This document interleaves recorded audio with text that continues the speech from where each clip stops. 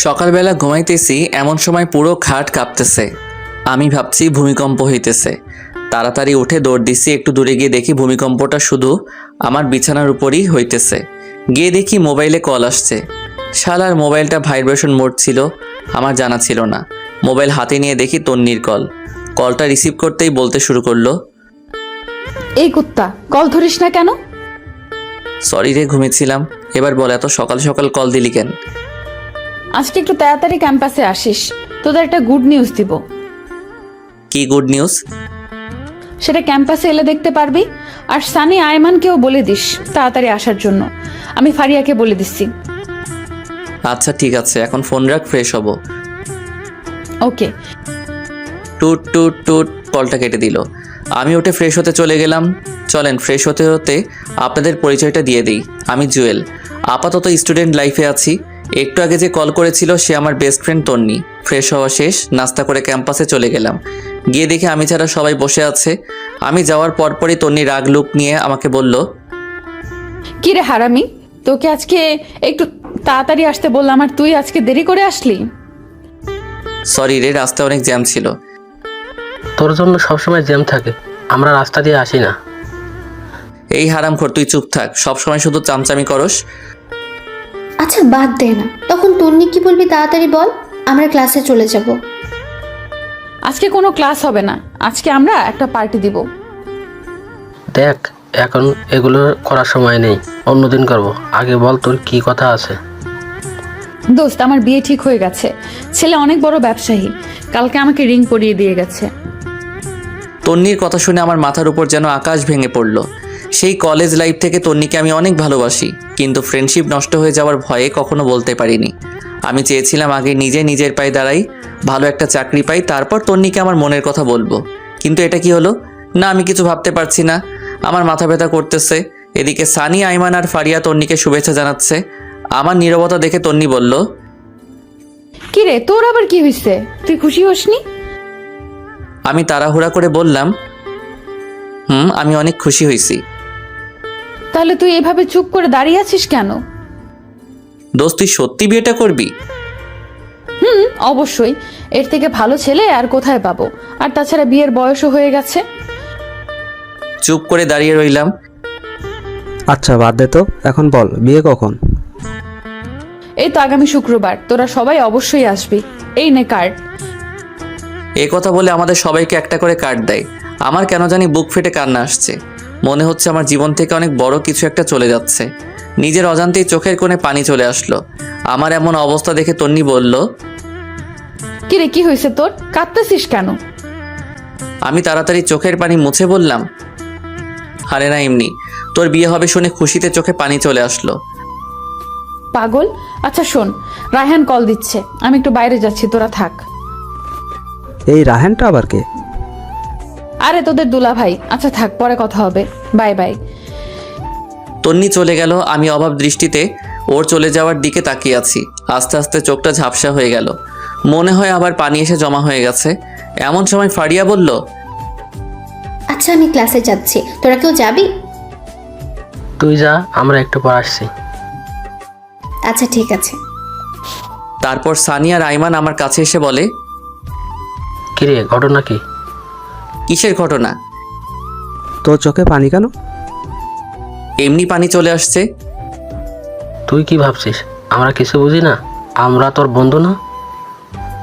এখনো সময় আছে, বলে দে তুই যে তন্নিকে ভালোবাসিস। কি সব বলছিস তোরা? দেখ, এখন নাটক করার সময় নেই। যদি সত্যিই ভালোবাসিস তাহলে তাকে বলে দে, কিছু হবে না, আমরা আছি। আমি আর কিছু না বলে সোজা ক্যাম্পাস থেকে বাসায় চলে আসলাম। সোজা রুমে গিয়ে শুয়ে পড়লাম। তন্নির কথা ভাবছি আর চোখ দিয়ে পানি পড়ছে। ওর কথা ভাবতে ভাবতে কখন যে ঘুমিয়ে পড়েছি মনে নেই। ঘুম থেকে উঠে দেখি সন্ধ্যা হয়ে গেছে। সেই 11টার সময় ঘুমাইছি আর এখন সন্ধ্যা হয়ে গেছে। তন্নির কথা মাথা থেকে কিছুতেই যাচ্ছে না। এর মধ্যে আম্মু আমার রুমে আসে এবং বলে, কি রে, এই অবস্থা হয়েছে কেন তোর? কি হয়েছে আমার? চোখ মুখ লাল হয়ে আছে, দেখে মনে হচ্ছে তুই কান্না করছিস। আরে পাগল নাকি, আমি কেন কান্না করব? অসময়ে ঘুমাইছি তাই হয়তো চোখটা লাল হয়ে আছে। পানি দিলে ঠিক হয়ে যাবে। আচ্ছা ঠিক আছে, ফ্রেশ হয়ে আয়, আমি চা নিয়ে আসতেছি। এরপর ফ্রেশ হয়ে চা খেয়ে ছাদে চলে গেলাম। এক কোণে গিয়ে বসলাম আর 4টার দিকে তাকিয়ে আছি। মনের মধ্যে শুধু তন্নির সাথে কাটানোর সময়গুলো উকি দিচ্ছে। খুব ইচ্ছে করছে চিৎকার দিয়ে বলি, তন্নি আমি তোকে ভালোবাসি, অনেক ভালোবাসি, কিন্তু পারছি না। মনের মধ্যে অজানা একটা ভয় চেপে ধরেছে। একটু পর দেখলাম তন্নি কল করছে। কলটা ধরতে ইচ্ছে করছে না, কয়েকবার দেওয়ার পর রিসিভ করলাম। কিরে তুই কল ধরিস না কেন? একটু ব্যস্ত ছিলাম, কি বলবি বল। শোন না দোস্ত, কালকে আমরা শপিং করতে যাব, তুইও আমাদের সাথে যাবি। সরি আমি পারবো না, তুই সানি বা আইমানকে নিয়ে যা। তাছাড়া ফারিয়া তো তোর সাথে আছেই। না, ওরা কেউ যাবে না, প্লিজ তুই চল। দেখ আমার একটু কাজ আছে, আমি যেতে পারবো না। আমি এত কিছু বুঝি না, তুই যাবি। এরপর সে কলটা কেটে দিল। এমনিতে ওর জন্য অনেক কষ্ট হচ্ছে, এর মধ্যে যদি শপিংয়ে যাই তাহলে আমার মাথা আরও খারাপ হয়ে যাবে। না, কিছুই মাথায় ঢুকছে না। যা হওয়ার তা পরে হবে। আমি কালকেই তন্নিকে আমার মনের কথা বলে দিব। পরের দিন ঘুম ভাঙলো তন্নির কলে। মোবাইল হাতে নিয়ে দেখি 22টা কল দিছে। তাড়াতাড়ি উঠে ফ্রেশ হয়ে তন্নিকে একটা টেক্সট পাঠালাম যে আমি আসছি। সারাদিন তন্নির সাথে শপিং করলাম, কথাগুলো বলতে চেয়েও পারলাম না, কেমন জানি অস্বস্তি লাগছে। তন্নির দিকে খেয়াল করে দেখলাম ও অনেক খুশি। এখন কথাগুলো কিভাবে বলবো, যদি ফ্রেন্ডশিপ নষ্ট করে ফেলে। আমি আর কিছু না ভেবে সোজা বাসায় চলে আসলাম। চিন্তা করলাম এখানে আর থাকবো না, তন্নিকে চোখের সামনে অন্য কারো হতে দিতে পারবো না। মনে মনে সিদ্ধান্ত নিলাম তন্নিকে সব কথা খুলে বলবো। যদি সে রাজি হয় তাহলে এখানেই থেকে যাব, আর যদি রাজি না হয় তাহলে দেশের বাইরে চলে যাব। তাড়াতাড়ি করে আম্মুর কাছে গেলাম, গিয়ে বললাম, আম্মু আমি বাইরে চলে যাব, এখানে আর পড়ালেখা করব না। তুই না বলেছিলি এখানে তুই বন্ধুদের সাথে থাকবি, বাইরে যাবি না? সেটা আগে বলেছিলাম, এখন আমি আর দেশে থাকবো না। তুমি আব্বুকে ভিসা প্রসেসিং করতে বলো, আমি শুক্রবারের আগে চলে যাব। এত তাড়াতাড়ি কি হবে, সময় লাগবে। এত কিছু আমি জানি না, আমি শুক্রবারের আগে যেতে চাই। আচ্ছা তোর আব্বু বাসায় আসুক। আমি আর কিছু না বলে সোজা নিজের রুমে চলে গেলাম। বসে বসে ভাবতে লাগলাম তন্নিকে আমাকে মেনে নিবে, নাকি আমাদের বন্ধুত্বটাই নষ্ট করে দিবে। যেটা হবে হোক, আমি বলবই। এইভাবে 2 দিন চলে গেল। তন্নির বিয়ের তারিখটাও চলে আসলো। বৃহস্পতিবার বিকেলবেলা সানি আর আইমান আমাদের বাসায় এসে বসে আছে, কারণ একসাথে তন্নির হলুদে যাবে। আমার মোবাইল বন্ধ দেখে বাসায় চলে আসছে। আমিও গেলাম, দেখলাম ওরা বাবার সাথে কি যেন আলাপ করতেছে।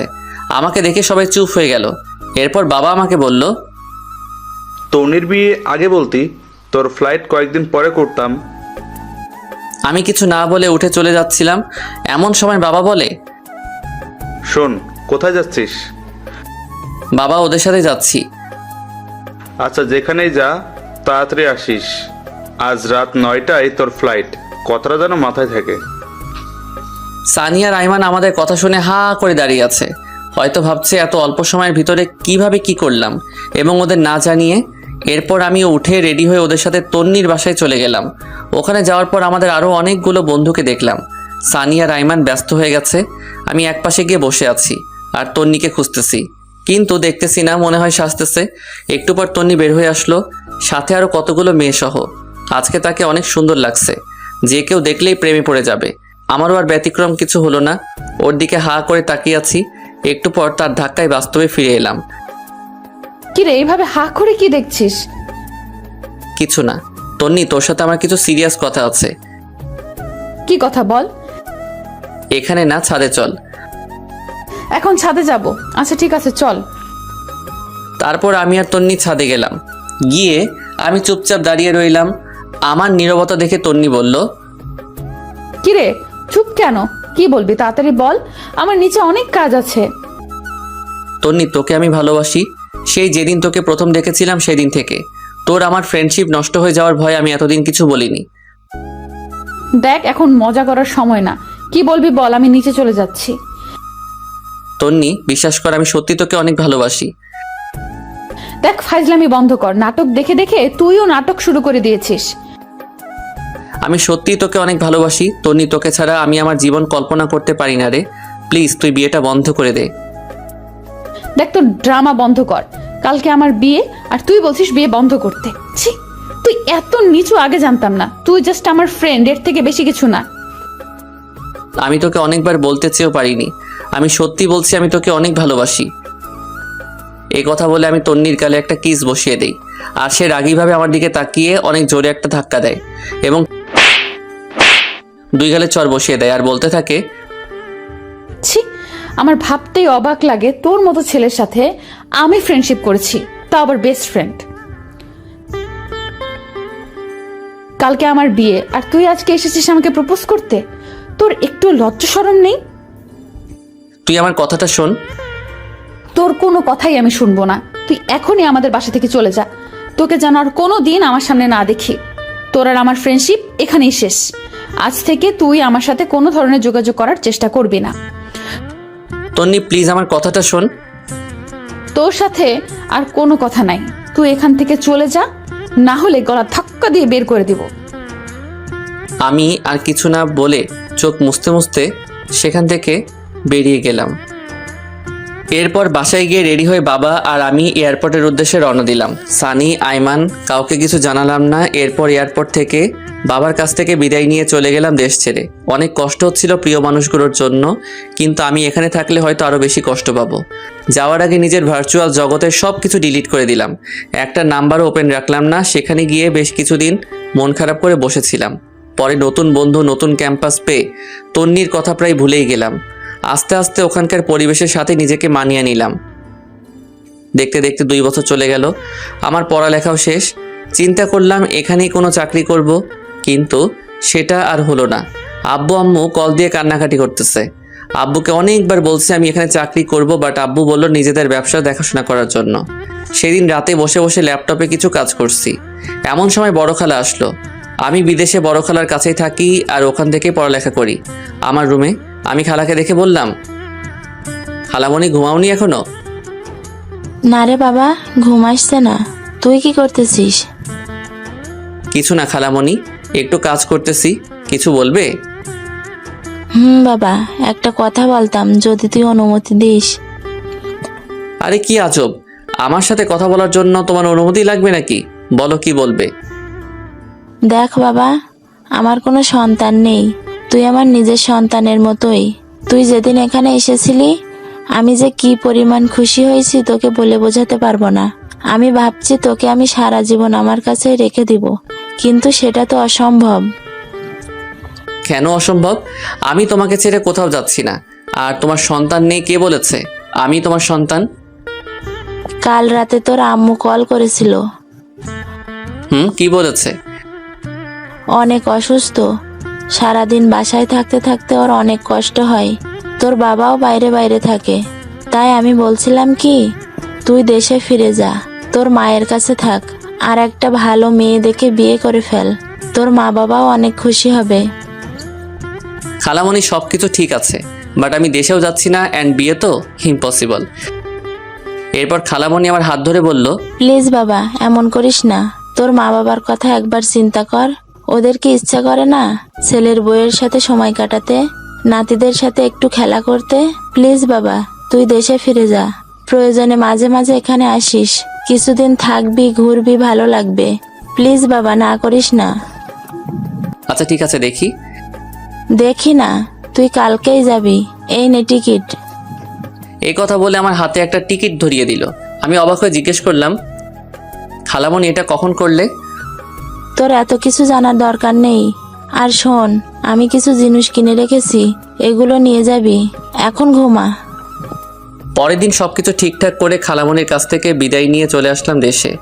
বাবা মা আগে থেকে এয়ারপোর্টে ছিল, আমাকে দেখে কান্না শুরু করে দিল। মায়ের দিকে তাকিয়ে আমি অবাক হয়ে গেলাম। অনেক অসুস্থ, ঠিকমতো দাঁড়াতেও পারতেছে না। বাবার অবস্থাও আগের মতো নেই। এরপর বাবা আর মায়ের সাথে বাসায় গিয়ে খাওয়া দাওয়া করে ঘুমিয়ে পড়লাম। আগের সিমটা আবার ওপেন করলাম, কল আর মেসেজ এসে পুরো সিম ফুল হয়ে আছে। একটা জিনিস দেখে খারাপ লাগলো, তন্নি একটিবারও কল তো দূরের কথা, একটা মেসেজও দেয়নি। হয়তো অনেক সুখে আছে, অনেক ভালো আছে, তাই আমাকে আর প্রয়োজন মনে করেনি। চোখের কোণে পানি এসে জমা হয়ে গেল। আমি সানির নাম্বারটাতে কল দিলাম। কয়েকবার দেওয়ার পর কল ধরেই সানি বলতে শুরু করলো, কিরে তুই বাইসা আছিস? কেন, মরলে খুশি হতি নাকি? এই শালা, কথা বলবি না তুই। তোর সাথে কোনো কথা নাই, আমি তোর কেউ না। প্লিজ ভাই, রাগ করিস না, তোকে আমি সব কিছু বলবো। কিছু বলতে হবে না তোর, তুই তোর মতন থাক। আচ্ছা শোন, বিকেলে কফি শপে আয়, তোদের সাথে দেখা করব। আর কিছু কথা আছে, আইমান আর ফারিয়াকে একটু কষ্ট করে বলে দিস। আচ্ছা ঠিক আছে। এই কথা বলে কলটা কেটে দিলাম। বিকেলবেলা বের হয়ে কফি শপের দিকে রওনা দিলাম। রাস্তাঘাট সব কিছু কেমন যেন চেঞ্জ হয়ে গেছে। একটু পর কফি শপে গেলাম, গিয়ে দেখি সবাই বসে আছে। আজকেও আমার লেট হয়ে গেছে। আমাকে দেখেই ওরা দৌড় দিয়ে এসে জড়িয়ে ধরে ফেলে। এরপর তিনজনে মিলে 10 মিনিট কিল আর ঘুষি দেয়। এতদিনের জমানো সবগুলো একসাথে দিয়ে দেয়। ওদের সাথে কুশল বিনিময় করলাম। তারপর সানিকে বললাম, তো তোর আর কি অবস্থা? চাকরি বাকরি কিছু করিস নাকি? একটা প্রাইভেট কোম্পানিতে আমি আর ফারিয়া একসাথে জব করি। গুড। আইমান, তুই কি করিস? কি আর করব, বাবার সাথে আছি ব্যবসা নিয়ে। তো তুই কি করবি? দেশে থাকবি নাকি আবারও উদা হয়ে যাবি? আরে না, তোদের ছেড়ে আর যাচ্ছি না। তো তোর বউ কোথায়? আরে আমি এখনো বিয়ে করিনি, তবে আব্বা ওনার বন্ধুর মেয়ের সাথে ঠিক করে রাখছে। ওর পড়ালেখা শেষ হলে তারপর বিয়ে। আচ্ছা ভালো। তোদের দুজনের কি অবস্থা? দেখি দুজন দুজনের দিকে তাকিয়ে হাসতেছে। এরপর আইমান বলল, মামা ওরা নিজেরা সারাই ফেলছে। কি, তোরাও এই কাজ করলি? যাক, খুশি হলাম। সারা জীবন একসাথে ছিলি, এখনো থাকবি, ভালো হয়েছে। তো তুই কবে করছিস? আমার মতো ছেলেকে কে মেয়ে দিবে বল? ধুর, ফাজলামো করিস না। এই তন্নি কেমন আছে রে? মনে হয় অনেক সুখে আছে, তাই না? এ কথা শোনার পর ওরা তিনজন একে অপরের দিকে তাকাতে লাগলো। এরপর আইমান বলল, আসলে তন্নির বিয়ে হয়নি। মানে মস্করা করছিস তাই না? দেখ, জোকস এখন ভালো লাগে না। না রে, আইমান ঠিক বলেছে, ওর বিয়ে হয়নি। কি বলছিস তোরা? বিয়ে হয়নি কেন? তুই তো সেদিন চলে গেছিলি, তাহলে তুইও দেখতি কেন বিয়ে হয়নি। এত কথা না বলে বিয়ে কেন হয়নি সেটা বল। আসলে রায়হান ছেলেটা অন্য একটা মেয়ের সাথে রিলেশন ছিল। বিয়ের দিন সে ওই মেয়েকে নিয়ে পালিয়ে যায়। তারপর আর কি, ওরা বিয়েটা ভেঙে দেয়। তন্নির বাবা ওদের হাতে পায়ে ধরেছিল, কিন্তু কোনো লাভ হয়নি। পরে আমরা তোকে অনেক খুঁজেছি, বাট তুই তো চলে গেলি। তন্নির বাবা আমাকে অনেক বলেছে তন্নিকে বিয়ে করার জন্য, বাট আমি করিনি তোর কথা ভেবে। পরে তুই বুঝবি আমি আর তন্নি চিট করে বিয়ে করেছি। আরে দূর, এসব কেন বলছিস? আমি কিছু বলতাম না, তুই বিয়েটা করে ফেলতি। না বন্ধু, সেটা হয় না। এরপর ফারিয়া বলল, সেই থেকে তনি পাথরের মতো হয়ে গেছে, ঠিক মতো খায় না, ক্যাম্পাসে যায় না, আমাদের সাথেও মিশে না, দরকার ছাড়া কোনো কথাই বলে না, সারাদিন জানলার গ্রিল ধরে দাঁড়িয়ে থাকে। ওর আর বিয়ের জন্য প্রপোজাল আসেনি? আসছে, বাট সে করবে না। আমাদের বিয়ের সময়ও এসে গিফটটা দিয়ে চলে গেছে। ও কি এখন এখানেই থাকে নাকি চলে গেছে? না, আগের বাসায় আছে। আমি একটু ওর সাথে কথা বলবো, তোরা যাবি আমার সাথে? আজকে তো সময় নেই, কালকে বিকালবেলা সবাই ফ্রি আছি, কালকে চল। আচ্ছা ঠিক আছে তাহলে। এরপর ওদের কাছ থেকে বিদায় নিয়ে বাসায় চলে আসলাম। শুয়ে শুয়ে চিন্তা করতেছি ওর বাবা মায়ের কাছে বিয়ের প্রস্তাব দিলে কেমন হয়। ইস, আমি যদি সেদিন থাকতাম, হয়তো এতদিনে আমাদের বাচ্চাও বড় হয়ে যেত। এসব ভাবতে ভাবতে ঘুমাই গেছি। পরের দিন আমরা চারজন ওদের বাসায় গেলাম। দরজার সামনে দাঁড়িয়ে কলিং বেলটা বাজালাম। একটু পর ওর মা এসে দরজা খুলে দেয়। আমাদের দেখে উনি অনেক খুশি হন। আমাকে দেখে বলে, আরে জুয়েল, তুই কোথা থেকে আসলে? এতদিন কোথায় ছিলি বাবা? আন্টি, আমি তো দেশে ছিলাম না। ও আচ্ছা, এই দাঁড়িয়ে কেন আছো? আসো, ভিতরে আসো। এরপর আমরা সবাই ভিতরে গেলাম। অনেক বসে আন্টির সাথে গল্প করলাম, কিন্তু তন্নিকে কোথাও দেখছি না। আমি ফারিয়াকে ইশারায় বললাম তন্নিকে দেখতে। সে উঠে তন্নির রুমে গেল, গিয়ে অনেকক্ষণ পর আসলো। তারপর আমি বললাম, কি রে, ও বাসায় নেই? আছে ভেতরে। এখানে নাকি আসবে না, তুই কথা বলে ভেতরে যা। এরপর আমি উঠে ভিতরে গেলাম, গিয়ে দেখলাম ও জানালার গ্রিল ধরে দাঁড়িয়ে আছে। আমি অনেকক্ষণ গিয়ে পেছনে দাঁড়িয়ে রইলাম। কেমন জানি নার্ভাস লাগছে, কিন্তু ওর কোনো নড়াচড়া নাই। তারপর আমি একটা কাশি দিলাম, দেখলাম পেছনে তাকালো। এরপর সে বলল, কিরে, কখন আসছিস? এই তো কিছুক্ষণ হলো। কেমন আছিস তুই? ভালো। তুই এখানে কেন আসছিস? কথাটা শুনে অনেক খারাপ লাগলো। এতদিন পর দেখা হলো, অথচ আমি কেমন আছি সেটা জিজ্ঞেস না করে উল্টো আমাকে বলে কেন আসছি। এরপর আমি বললাম, এখনো রাগ করে আছিস? সেদিনের জন্য আমি অনেক সরি। আমি কারোর উপর রাগ করি না, সেই অধিকার আমার নেই। এতদিন কোথায় ছিলি? বাইরে। তো এখন এখানে কেন আসছিস? তোকে দেখতে। দেখা হয়ে গেল, এখন যা। কেন, তোর কি বিরক্ত লাগছে নাকি? তুই রুম থেকে বের হলে আমি খুশি হব। প্লিজ এখান থেকে যা। আমি আর কিছু না বলে সোজা চলে আসলাম, একরকম অপমানিত হয়ে। এরপর আন্টি নাস্তা নিয়ে আসলো। আমরা নাস্তা খেতে খেতে কথা বলছি। এরপর আমি আন্টিকে বললাম, আন্টি একটা কথা বলতাম, যদি কিছু মনে না করেন। বাবা বলো। আন্টি, আমি তন্নিকে বিয়ে করতে চাই। আমার কথা শুনে আইমান, সানি আর ফারিয়া অবাক হয়ে আমার দিকে তাকিয়ে রইল। আন্টি বলল, কিন্তু বাবা, তোমার মা বাবা কি রাজি হবে? আর তনির তো বিয়ে করার কোনো ইচ্ছে নেই বলছে। আন্টি, আমার মা বাবা আমার উপর কোনো কথা বলবে না। আপনি যদি রাজি থাকেন আমি তন্নিকে বিয়ে করব। বাবা ঠিক আছে, কিন্তু তনি। আন্টি, বিয়ের পর সব কিছু ঠিক হয়ে যাবে। আচ্ছা বাবা, দেখি কি করা যায়। তারপর আমি, আইমান, সানি আর ফারিয়া তন্নিদের বাসা থেকে চলে আসলাম।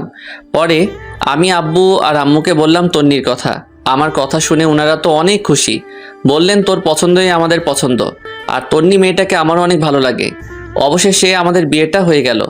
তন্নিকে একরকম জোর করে বিয়েটা দেওয়া হয়েছে। কবুল বলার সময় দেখলাম সে বলতে চাচ্ছে না। ফারিয়া আর ওর মায়ের জোরাজোরিতে বলল, এখন প্রায় রাত 12টা। আমি সানি আর আইমান ছাদের উপরে বসে বসে আড্ডা দিচ্ছি। এমন সময় ফারিয়া উপরে আসলো আর এসে আমাকে বলল, কি রে তুই এখানে? তো কোথায় থাকবো? আজকে না তোর বাসর রাত? তনি অনেক আগে থেকে একা একা বসে আছে, যা ঘরে যা। বন্ধু যা, আর বসে থাকা ঠিক হবে না। এরপর আমি উঠে আস্তে আস্তে রুমের দিকে হাঁটা দিলাম।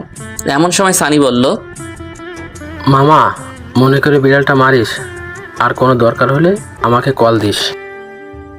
এই ফাজিল, তোর মুখে কি কিছুই আটকায় না? সবাই কি তোর মতো নাকি?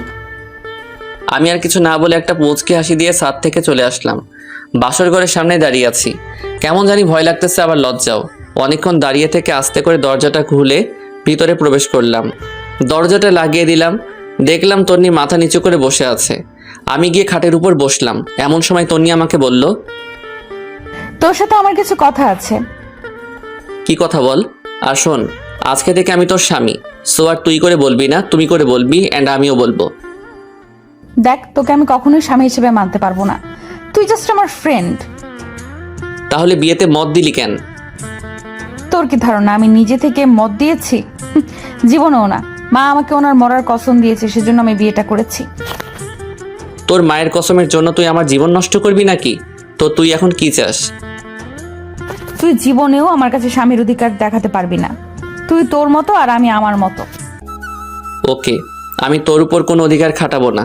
অন্তত আমার মা বাবার সামনে একটু নাটক করিস, না হলে ওনারা অনেক কষ্ট পাবে। চেষ্টা করব। আমি আর কিছু না বলে খাটে ঘুমাতে যাব। এমন সময় তন্নি আবারও চিৎকার দিয়ে উঠে আর আমাকে বলে, কি করছিস তুই? কি করলাম? ঘুমাতে যাচ্ছি। ঘুমাবি ভালো কথা, কিন্তু খাটে কেন? তাহলে কোথায় ঘুমাবো? যেখানে খুশি সেখানে ঘুমা। দরকার হলে সোফায় ঘুমা, বাট খাটে ঘুমাতে পারবো না। এটা আবার কেমন কথা? খাট থাকতে সোফায় কেন ঘুমাবো? কারণ তোর সাথে এক খাটে ঘুমানোর কোনো ইচ্ছাই আমার নেই। সো তুই খাটে ঘুমাবি না। আমি আর কিছু না বলে একটা বালিশ নিয়ে লাইট অফ করে সোফায় ঘুমিয়ে পড়লাম। তন্নিও খাটের উপর শুয়ে পড়ল। আমার কিছুতেই ঘুম আসছে না। পরে আমি উঠে বেলকনিতে চলে গেলাম। মনে মনে ভাবতে লাগলাম, আমার মতো অভাগা হয়তো পৃথিবীতে আর দ্বিতীয়টা নেই। এই বাসরঘর নিয়ে কত কিছু চিন্তা করে রাখছি, বাট কিছুই হলো না।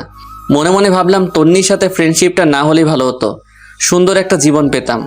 নিয়তি বারবার ওর কাছেই আমাকে নিয়ে আসে। এসব ভাবতে ভাবতে কখন যে চোখের পানি এসে জমা হয়েছে বুঝতেই পারিনি। এমন সময় খেয়াল করলাম রুম থেকে কান্নার আওয়াজ আসছে। আমি তাড়াতাড়ি রুমে ঢুকে লাইটটা অন করলাম। দেখলাম তন্নি ফুপিয়ে ফুপিয়ে কাঁদছে। লাইট অন করতে কান্না বন্ধ করে দিল। তারপর আমি বললাম, কি রে, তুই এখনো ঘুমাসনি? আর কান্না করতেছিস কেন? না, এমনি। তুই কোথায় ছিলি? বারান্দায় ছিলাম। ঘুমিয়ে পড়, বেশি রাত জাগলে আবার শরীর খারাপ করবে। তুইও ঘুমিয়ে পড়। আমি আর কিছু না বলে লাইটটা অফ করে দিলাম। খেয়াল করে দেখলাম ওর মোবাইলে রায়হান ছেলেটার ছবি। এবার বুঝতে পারছি তন্নি কেন কান্না করছে। হয়তো ছেলেটাকে অনেক ভালোবেসে ফেলেছে। মনে মনে ভাবলাম, বালিকা, তুমি আমাকে চেনো না। আমি কোন জলের মাছ, তোমাকে আমার প্রতি দুর্বল করে তারপর প্রত্যেকটা কথা প্রতিশোধ দিব। কোথাকার একটা ছেলের জন্য তুমি আমার ভালোবাসাকে 2 টাকার দামও দিচ্ছ না। এসব ভাবতে ভাবতে কখন যে ঘুমিয়ে গেছি মনেই নেই। সকালবেলা একটা মিষ্টি কাণ্ডে ঘুম ভাঙলো। তাকে দেখে এটা তন্নি, এইমাত্র গোসল করে আসছে। ওর চেহারাটা অনেক মায়াবী লাগছে। আমি অনেকক্ষণ তাকিয়ে থাকার পর তন্নি বলল, ওই এইভাবে ছ্যাঁচড়াতের মতো তাকিয়ে না থেকে তাড়াতাড়ি উঠে ফ্রেশ হয়ে নে, আম্মা এসে কয়েকবার ডেকে গেছে নাস্তা করার জন্য। আমি কিছুই না বলে ওয়াশরুমে চলে গেলাম। ফ্রেশ হতে হতে ভাবলাম তন্নি মনে হয় জীবনেও আমাকে মেনে নিবে না।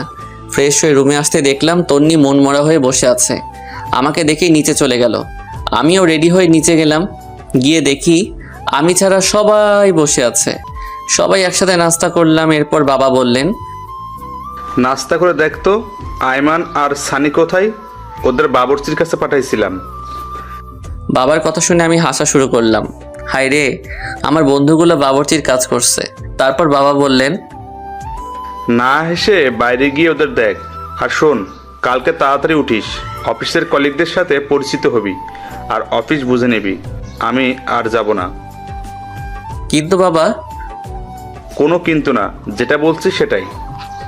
তারপর নাস্তা করে সানি আয়মানকে খুঁজতে লাগলাম। বেশ ভালোভাবেই বউ ভাতের অনুষ্ঠানটা শেষ হয়। এরপরে রাতে যখন আবার ঘুমাতে যাই, গিয়ে দেখি তন্নি আগে থেকেই বিছানায় শুয়ে আছে। আমি কিছু না বলে ছাদে চলে গেলাম। সারা রাত ওখানে কাটিয়ে দিলাম। পরের দিন সকালবেলা নাস্তা করে বাবার সাথে অফিসে চলে গেলাম। বাবা সবার সাথে পরিচয় করিয়ে দিলেন এবং এটাও বললেন যে আজ থেকে আমি ওদের বস। সবাই আমাকে অভিনন্দন জানালো। সেদিন সবার সাথে পরিচিত হয়ে বাসায় চলে আসলাম। এইভাবে 1 সপ্তাহ চলে গেল। তন্নির সাথে আমার আর তেমন কথা হয় না, দরকার ছাড়া আর কোনো কথা নেই। সেদিন সকালে নাস্তা করে অফিসে এসে কিছু দরকারি কাজ সেরে নিলাম। তারপর চেয়ারটাতে গা এলিয়ে দিয়ে চোখটা বন্ধ করলাম। এমন সময় ইউসুফের কল। কি রে দোষ, কি অবস্থা? বিয়ে করে তো আমাদের ভুলেই গেলি। আরে না, কি যে বলিস, তোদের কেন ভুলবো? দোষ, তোর বিয়েতে আসতে পারিনি, আম্মু অসুস্থ ছিল, কিছু মনে করিস না। আরে না, তো বল আন্টি কেমন আছে? আগের থেকে ভালো। তোর বাসার সবাই কেমন আছে? না রে দোস্ত, তেমন ভালো নাই। আম্মু আব্বু দুজনই অসুস্থ। এক কাজ কর, ওনাদেরকে নিয়ে দূরে কোথাও থেকে ঘুরে আয়। যদি পারিস দেশের বাইরে চলে যা, ভালো লাগবে। ঠিক বলেছিস। আচ্ছা দেখি কি করা যায়। এই কথা বলেই কলটা কেটে দিলাম। মনে মনে চিন্তা করলাম কোথাও থেকে ঘুরে আসলে মন্দ হয় না। এগুলো ভাবতে ভাবতে দেখি টিফিনের সময় হয়ে গেছে। আমি হালকা কিছু খেয়ে নিলাম। এরপর চিন্তা করলাম তন্নিকে একটা কল দেই, খেয়েছি কিনা জিজ্ঞেস করি। এরপর তন্নিকে কল দিলাম। কিছুক্ষণ রিং হওয়ার পর কলটা ধরলো, বিরক্ত নিয়ে বলল, কি ব্যাপার, তুই এই সময় কেন কল দিলি? না মানে খেয়েছিস কিনা জানার জন্য। দেখ, তোর আমাকে নিয়ে এত ভাবতে হবে না, আমাকে আমার মতো থাকতে দে। তারপর সে কলটা কেটে দিল। বুঝলাম না তন্নি কেন আমার সাথে এইরকম ব্যবহার করে। আমি তোর ভালো চাই, তবুও সে কেন বোঝে না। না থাক, আজ থেকে ওর কেয়ার করব না। ওর মতো ও থাকবে আর আমার মতো আমি থাকবো। এগুলো চিন্তা করতে করতে আবার কাজে মন দিলাম। রাতে বাসায় গিয়ে দেখলাম বাবা বসে বসে খবর দেখছে আর মা রান্নাঘরে। আমি বাবার সামনে গিয়ে দাঁড়ালাম। আমার দাঁড়িয়ে থাকা দেখে বাবা বলল, কিরে, কিছু বলবি নাকি?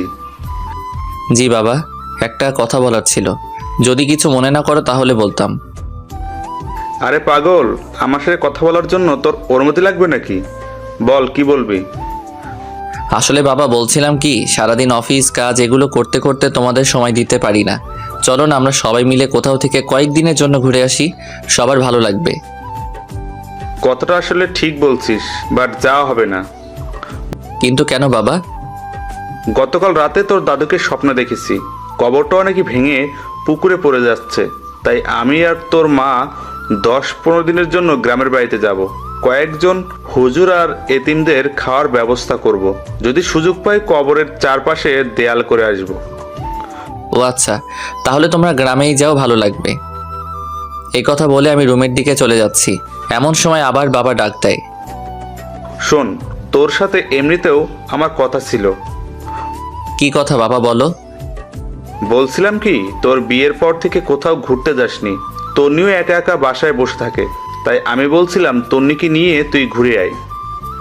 না বাবা, তোমরা না গেলে আমরাও যাব না। আরে পাগল, আমরা যে কয়েকদিন গ্রামে বাড়িতে আসি সে কয়দিন তোরাও ঘুরে আয়, ভালো লাগবে। কিন্তু বাবা অফিস। আমি ম্যানেজারকে বলে দিয়েছি, সে দেখবে। আর শোন, তোর বড় খালার ওখানে চলে যা, তুই গেলে উনিও খুশি হবে। ওনার সাথে কথা বলে আমি সব কিছু ঠিক করে রেখেছি। তোর মায়ের কাছে ওদের দুজনের টিকিট রেখে দিয়েছি। বাবা এগুলো আবার কখন করলে? এত কিছু তোর জানার দরকার নেই, পরশুদিন ফ্লাইট। আমি আর কিছু না বলে হালকা একটা হাসি দিয়ে বাবার সামনে থেকে রুমে চলে গেলাম। মনে মনে ভাবতে লাগলাম তন্নি কি রাজি হবে? যেই মেয়ে বিয়ের দিন রাতে আমাকে বলে স্বামী হিসেবে মানে না, সে কি রাজি হবে আমার সাথে হানিমুনে বাইরে ঘুরতে যেতে? ধুর, যা হওয়ার তা পরে হবে, আগে কিছু খেয়ে নিই, অনেক ক্ষুধা লাগছে। তারপর হালকা নাস্তা করে নিলাম, কিন্তু তন্নিকে দেখছি না কোথাও। রান্নাঘরে গেলাম, সেখানেও নেই। আম্মুকে জিজ্ঞেস করলাম, আম্মু তন্নিকে দেখছি না যে, ও কোথায় গেছে? তন্নি একটু ওর বাবার বাড়ি গেছে। আমিও আর না করিনি, সারাদিন বাসায় বসে থাকে, বাইরে থেকে ঘুরে আসলে মনটা একটু হালকা হবে। আর আমি তন্নিকে বলে দিয়েছি তুইও আজকে ওদের বাসায় যাবি, আর রাতটাও ওখানেই কাটাবি। সকাল হলে তন্নিকে নিয়ে বাসায় চলে আসবি। ধুর, আমি গিয়ে কি করব? এই তুই কি পাগল? মেয়েটা একা একা ওখানে গেছে, আর যদি একা একা আসতে হয় তাহলে ওদের বাসায় সবাই কি ভাববে? আচ্ছা, আমি সকালে গিয়ে নিয়ে আসবো। সকালে মানে?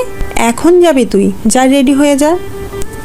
কি আর করা, রেডি হয়ে ওদের বাসার দিকে রওনা দিলাম। তন্নিকে অনেকবার কল দিলাম কিন্তু সে কল ধরছে না। তারপর আমি, আইমান আর সানির সাথে চ্যাটিং করতে করতে ওদের বাসার সামনে চলে গেলাম। গাড়ি থেকে নেমে ওদের বাসার সামনে গিয়ে দাঁড়ালাম। তখন প্রায় 9টা বেজে গেছে। তারপর ভিতরে গেলাম। আমাকে দেখে শ্বশুর শাশুড়ি অনেক খুশি হলেন। তাদের সাথে অনেকক্ষণ কথা বলে নিলাম। এরপর শাশুড়ি আম্মা বললেন, যাও বাবা, রুমে যাও।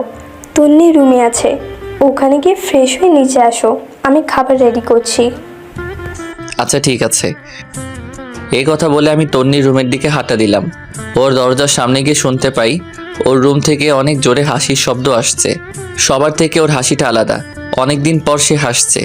আমি বাইরে থেকে উকি দিয়ে দেখলাম ওর কয়েকজন কাজিন সেখানে বসে ওর সাথে গল্প করছে। তাদের মধ্যে একজন আমাকে দেখে ফেলে, তারপর বলে, আরে দুলা ভাই, আপনি আসছেন? আমরা আপনার কথাই বলছিলাম, আসুন ভিতরে আসুন।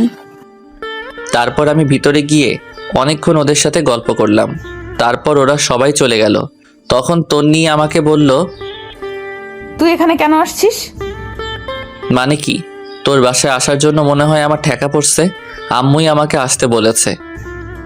তন্নি মুখে একটা বিরক্ত নিয়ে কিছু একটা বলতে যাবে, এমন সময় শাশুড়ি এসে আমাদের ডেকে নিয়ে গেলেন খাওয়ার জন্য। আমি আর কিছু না বলে সোজা খেতে চলে গেলাম। খাবারের টেবিলে বসে তো অবাক, এ তো খাবার আসলে শ্বশুরবাড়ির রসের হাঁড়ি। সবগুলো খাবারই আমার পছন্দের। এরপর খাওয়া দাওয়া সেরে আমি রুমে এসে বিছানায় শুয়ে পড়লাম। কিছুক্ষণ পর তন্নি রুমে আসলো আর এসে চেঁচামেচি শুরু করে দিল। কিরে, তুই বিছানায় শুয়েছিস কেন? তো কোথায় শুবো? তোর রুমে তো সোফাও নেই। সোফা নেই তো কি হয়েছে, ফ্লোর আছে না, ফ্লোরে শুয়ে পড়। মানে ফ্লোরে শুয়ে পড়বো মানে? এত মানে টানে বুঝি না। আমি তোর সাথে এক বিছানায় ঘুমাতে পারবো না। কেন ঘুমাতে পারবি না? শোন, বিয়েটা যেভাবেই হোক, এখন আমি তোর স্বামী, আর তোর ভয়ের কিছু নেই। আমি তোকে কিছু করব না। সেটাও যদি না হয় তাহলে তুই নিজেই ফ্লোরে শুয়ে পড়। ফ্লোরে আমার ঘুম আসে না। আমার সম্ভব বিরক্ত লাগছে মেয়েটার কর্মকাণ্ড দেখে। ইচ্ছা করছে কানের নিচে 2টা দিয়ে দেই। এরপর সে আবার বলতে শুরু করলো, এই শোন, এটা আমার রুম, সো বিছানাও আমার বিছানায় আমি ঘুমাবো। তো কি হয়েছে? ভুলে গেছিস এতদিন আমার বিছানায় ছিলি আর আমি সোফায় ছিলাম? আমি নিজের ইচ্ছায় ঘুমাইনি, তুই তো বললি আমাকে বিছানায় ঘুমাতে।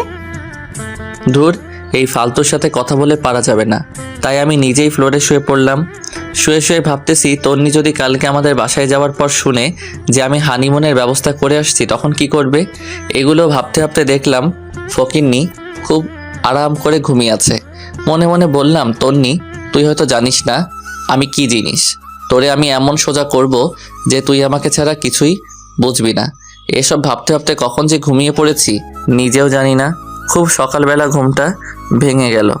ঘুম থেকে উঠতে যাব, এমন সময় দেখি পুরো পিঠটা ব্যথা করতেছে। করারও কথা, সারা রাত ফ্লোরে ছিলাম, তাই একটু বেশি ব্যথা করছে। খাটের দিকে তাকিয়ে তন্নি খুব আরামে ঘুমিয়ে আছে। ঘুমন্ত অবস্থায় ওকে একদম বাচ্চাদের মতো লাগছে, মুখটা অনেক মায়াবী লাগছে। আমি অনেকক্ষণ তাকিয়ে রইলাম। একটু পরে দেখলাম ওর কতগুলো চুল উড়ে এসে মুখটা ঘুরে রাখছে। ইচ্ছে করছে চুলগুলোকে আলতো করে আবার পেছনে সরিয়ে দেই। বিয়ের পর থেকে এখনো পর্যন্ত তন্নিকে টাচও করিনি। এখন খুব ইচ্ছা করছে ওর মায়াবী মুখটা একটু হাত বুলিয়ে দিতে, কিন্তু যদি জেগে যায় তাহলে আমার 12টা বাজাবে। কিন্তু নিজের ইচ্ছেটাকে আর কন্ট্রোল করতে পারলাম না। ওর মুখের চুলগুলো আস্তে আস্তে সরাতে লাগলাম। হঠাৎ করেই তন্নির ঘুম ভেঙে যায় আর আমাকে ওর এত কাছে দেখে চিৎকার দিয়ে ওঠে এবং সাথে সাথে আমার মুখে ঠাস ঠাস 2টা চড় বসিয়ে দেয়। তারপর রেগে চোখ মুখ লাল করে আমাকে বলতে লাগলো, ছি, তুই এত নোংরা! আমি তো তোকে ভালো মানুষ ভাবছিলাম, কিন্তু তুই যে এত নিম্নমানের আমি তো জানতাম না। তোর সাথে কথা বলতেই আমার রাগ হচ্ছে। তুই ভুল ভাবতেছিস, আমার কথা শোন। তোর কোনো কথাই আমি শুনবো না। এমন সময় তন্নির আম্মু এসে আমাদের ডাক দেয় এবং বলে তাড়াতাড়ি নিচে যেতে, নাস্তা রেডি। তারপর আমি আর কিছু না বলে ওয়াশরুমে চলে যাই।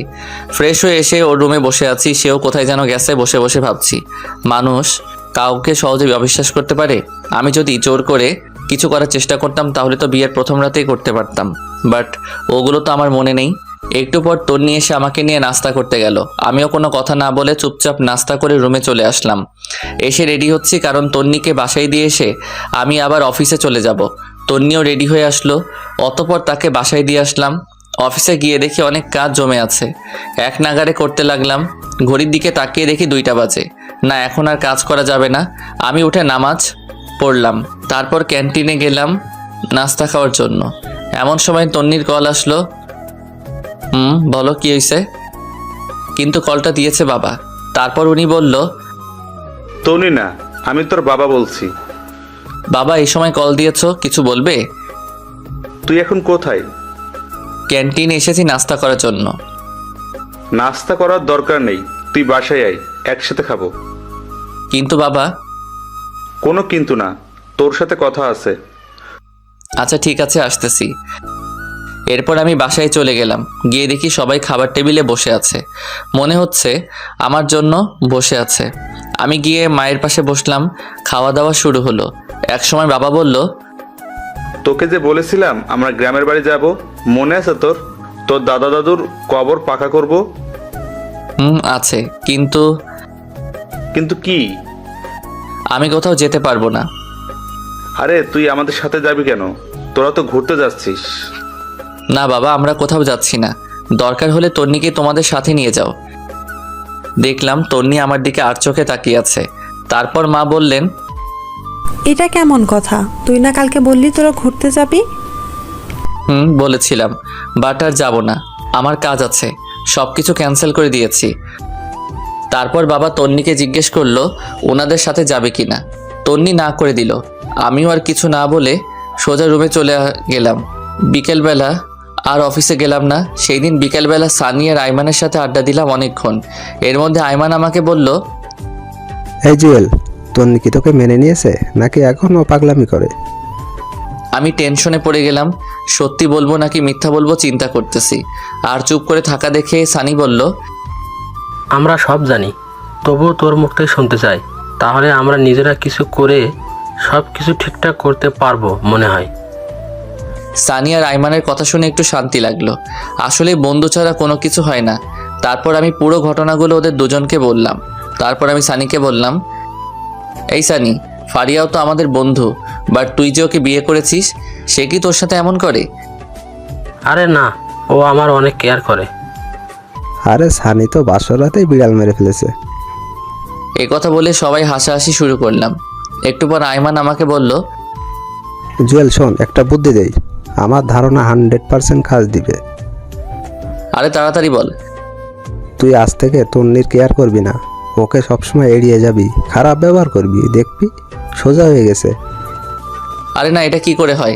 আমিও ওকে অনেক ভালোবাসি। আরে বেটা শোন, ভালোবাসি বললে লাভ হবে না, ওর মনেও ভালোবাসা আনতে হবে। তুই আজ থেকে ওকে এড়িয়ে যা, দেখবি ও ঠিক হয়ে যাবে। আচ্ছা দেখি কি করা যায়। এরপর আমি বাসায় চলে যাই। রুমে ঢুকলাম, সাথে সাথে তন্নির প্রশ্ন করা শুরু হয়ে গেল। কোথায় ছিলি এতক্ষণ? অফিসে ছিলাম। অফিস কি 12টা পর্যন্ত হয় নাকি? সেটা তো না জানলেও চলবে। আর আমি কি করব না করব, কোথায় যাব নাকি যাব না, সেটা তোকে বলতে হবে নাকি? আমাকে বলতে হবে না, এত রাত পর্যন্ত জেগে থাকতে আমি পারবো না। তোকে জেগে থাকতে কেউ বলেছে নাকি? তুই ঘুমা। তুই আমার সাথে এইভাবে কথা বলতেছিস কেন? কিভাবে বলছি? সারাদিন অফিস করছি, বিরক্ত লাগছে। যা। ও, এখন তো বিরক্ত লাগবে তাই না?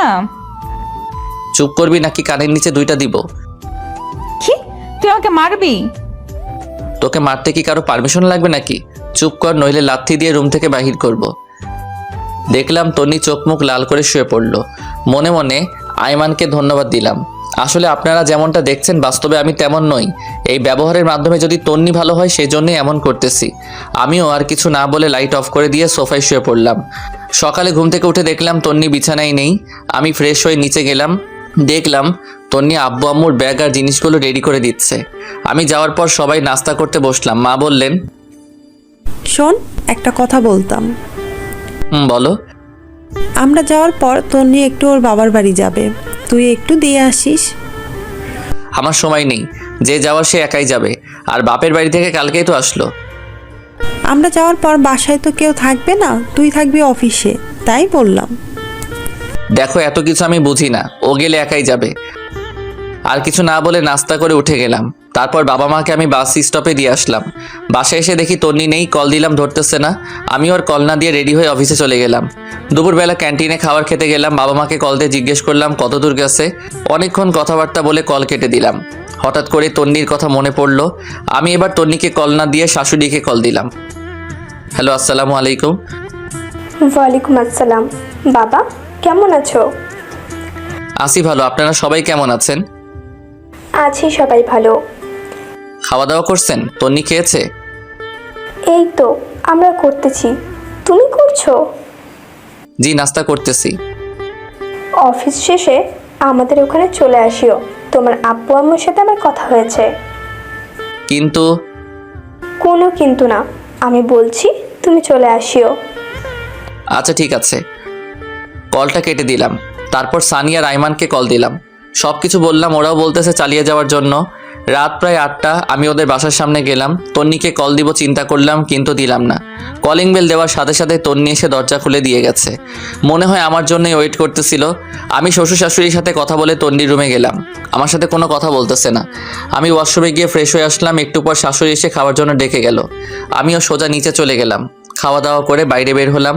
আব্বুকে কল দিলাম। অনেকক্ষণ কল দিয়ে কথা বললাম। এরপর বাসায় আসলাম।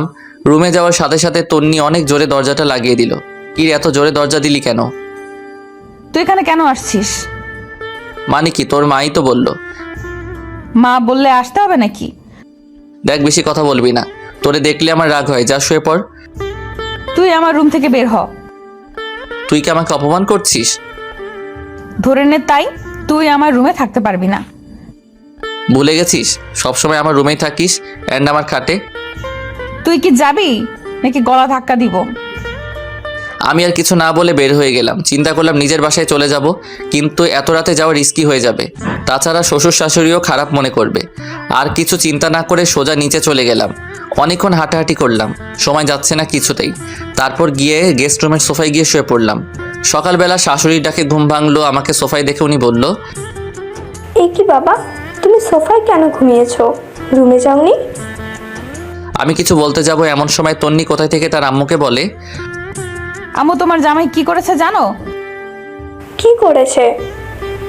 কাল রাতে আমাকে গান শোনানোর জন্য বলেছিলাম, সে শোনায়নি, তাই শাস্তি দিয়েছি যে আমার সাথে আজকে ঘুমাতে পারবে না। আমি তো পুরো টাসকি খেয়ে বসে আছি। ফকিন্নি কত বড় মিথ্যা কথা বলল। বাহ, কি সুন্দর নিজেকে বাঁচিয়ে নিল। তারপর শাশুড়ি আমাকে বলল, বাবা, আমার মেয়েটা গান পছন্দ করে, তুমি মাঝে মাঝে একটু গান শুনিও। আর তুইও সামান্য একটা গানের জন্য বুঝি কেউ রুমে থাকতে দেয়? আমি দুঃখ ভারাক্রান্ত একটা হাসি দিয়ে ওয়াশরুমে গিয়ে ফ্রেশ হয়ে নাস্তা করে অফিসে চলে গেলাম। একটু পর আমাদের অফিসের একটা কলিগ আমার রুমের সামনে আসলো। হ্যালো স্যার, আসতে পারি? আরে আদিবা, আসো আসো। Thanks sir. কিছু বলবে? বলছিলাম কি স্যার, আগামী সপ্তাহে আমি একটু বাড়ি যাব, আমার চাচাতো ভাইয়ের বিয়ে। ও আচ্ছা, ছুটি লাগবে এই তো? জি স্যার। কতদিন লাগবে? স্যার 7 দিন হলে ভালো হতো। আচ্ছা ঠিক আছে, যাও, দিলাম, ভালোভাবে যাবে। ধন্যবাদ স্যার। এরপরে দেখলাম আদিবা কিছু বলবে কিন্তু বলছে না, শুধু ছটফট করছে। তাকে আমি বললাম, কি কিছু বলবে নাকি? আসলে স্যার একটা কথা বলার ছিল। সমস্যা নাই, বলো। স্যার এখানে তো আমার কেউ নেই, আপনাকে বড় ভাইয়ের মতো দেখি। যদি ভাই হিসাবে আমার একটা উপকার করতেন খুব খুশি হতাম। আরে পাগল নাকি তুমি? কোনো সমস্যা নাই, তুমি নির্ভয় বলো। স্যার অনেক দিন পর বাড়ি যাচ্ছি তো, আব্বু আম্মুর জন্য কিছু শপিং করব আর কিছু জিনিস নিব। আপনি যদি বিকেলবেলা আমার সাথে একটু শপিংয়ে যেতেন অনেক উপকার হতো। আচ্ছা ঠিক আছে, যাব। ধন্যবাদ স্যার। এই কথা বলে আদিবা তার ডেস্কে চলে গেল। বিকেলবেলা আদিবার সাথে শপিং মলে গেলাম, অনেক কিছু নিলাম ওর বাবার জন্য, ওর মায়ের জন্য। অনেক কেনাকাটা করার পর আদিবা একটা কসমেটিক্সের দোকানে গেল। আমিও ওর পিছে পিছে গেলাম। আদিবার ব্যাগগুলো আমার কাছে ছিল। কসমেটিক্সের দোকানে যাওয়ার পর আমি আর আদিবা পাশাপাশি দাঁড়িয়েছিলাম। সেখানে গিয়ে বিশাল আকারের একটা শট খেলাম। দেখলাম তনিও সেখানে তার বান্ধবীদের সাথে কি যেন কিনতেছে।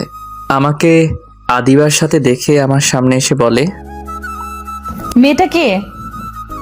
ও আমার।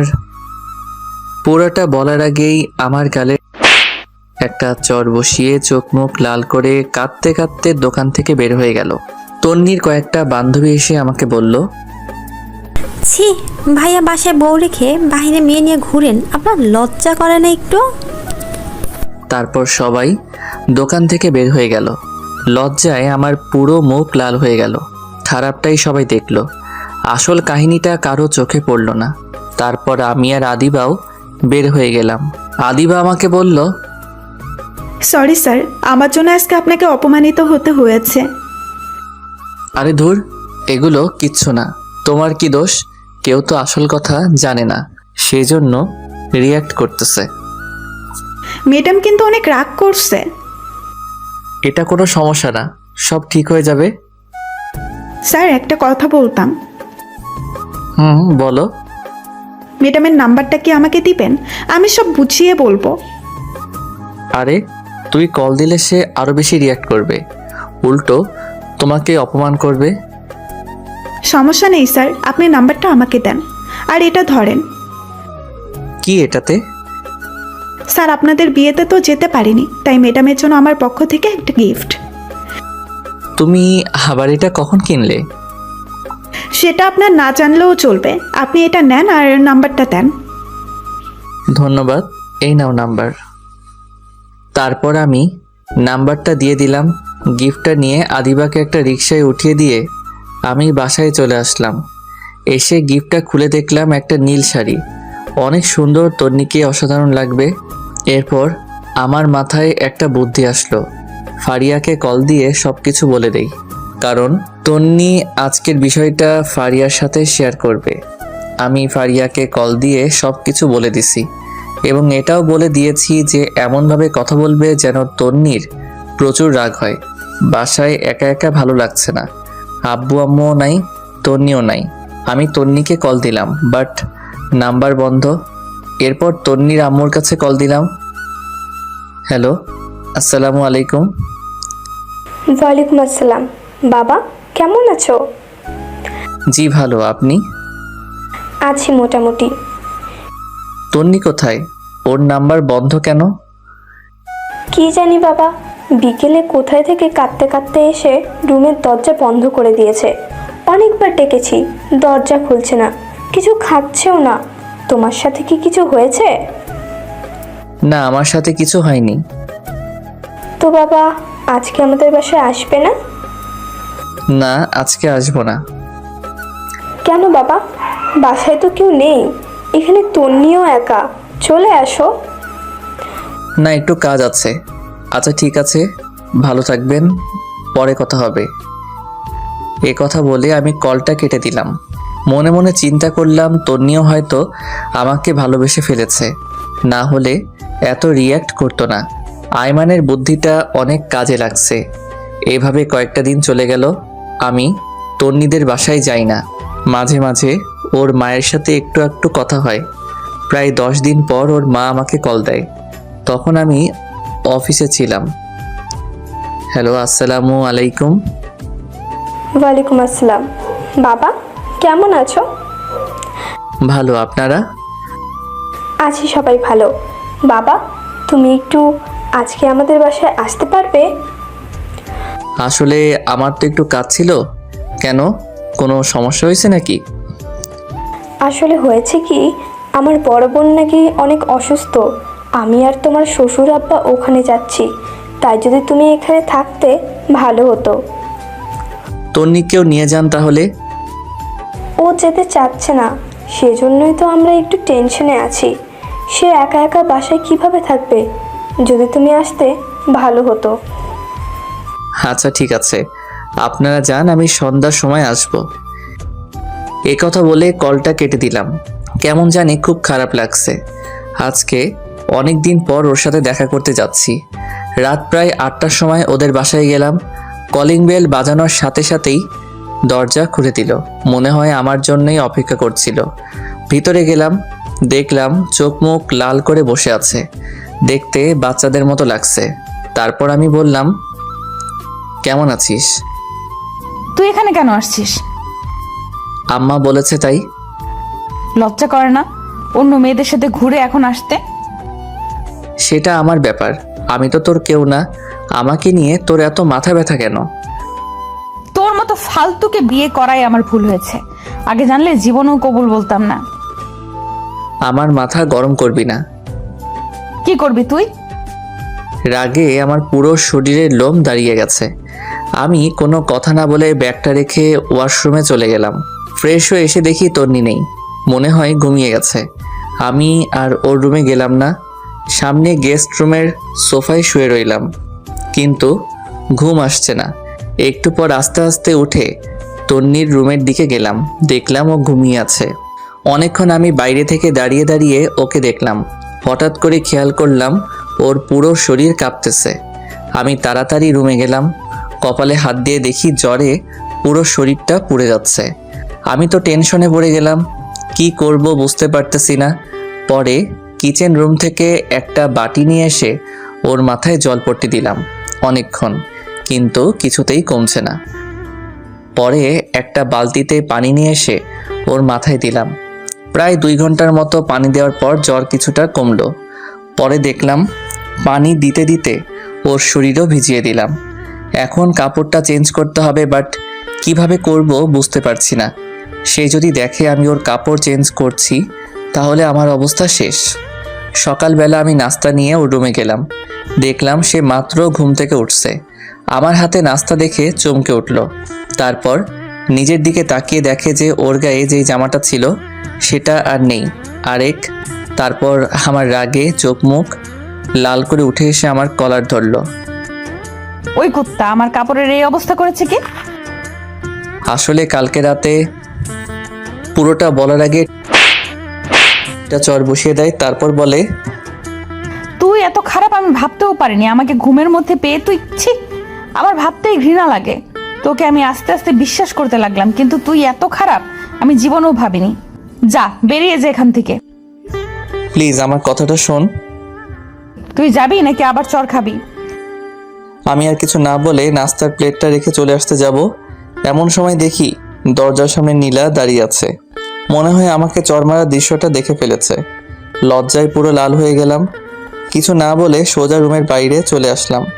এরপর নীলা ভিতরে গেল, যাওয়ার পর বলল, তুই ওনাকে জ্বর মেরেছিস কেন?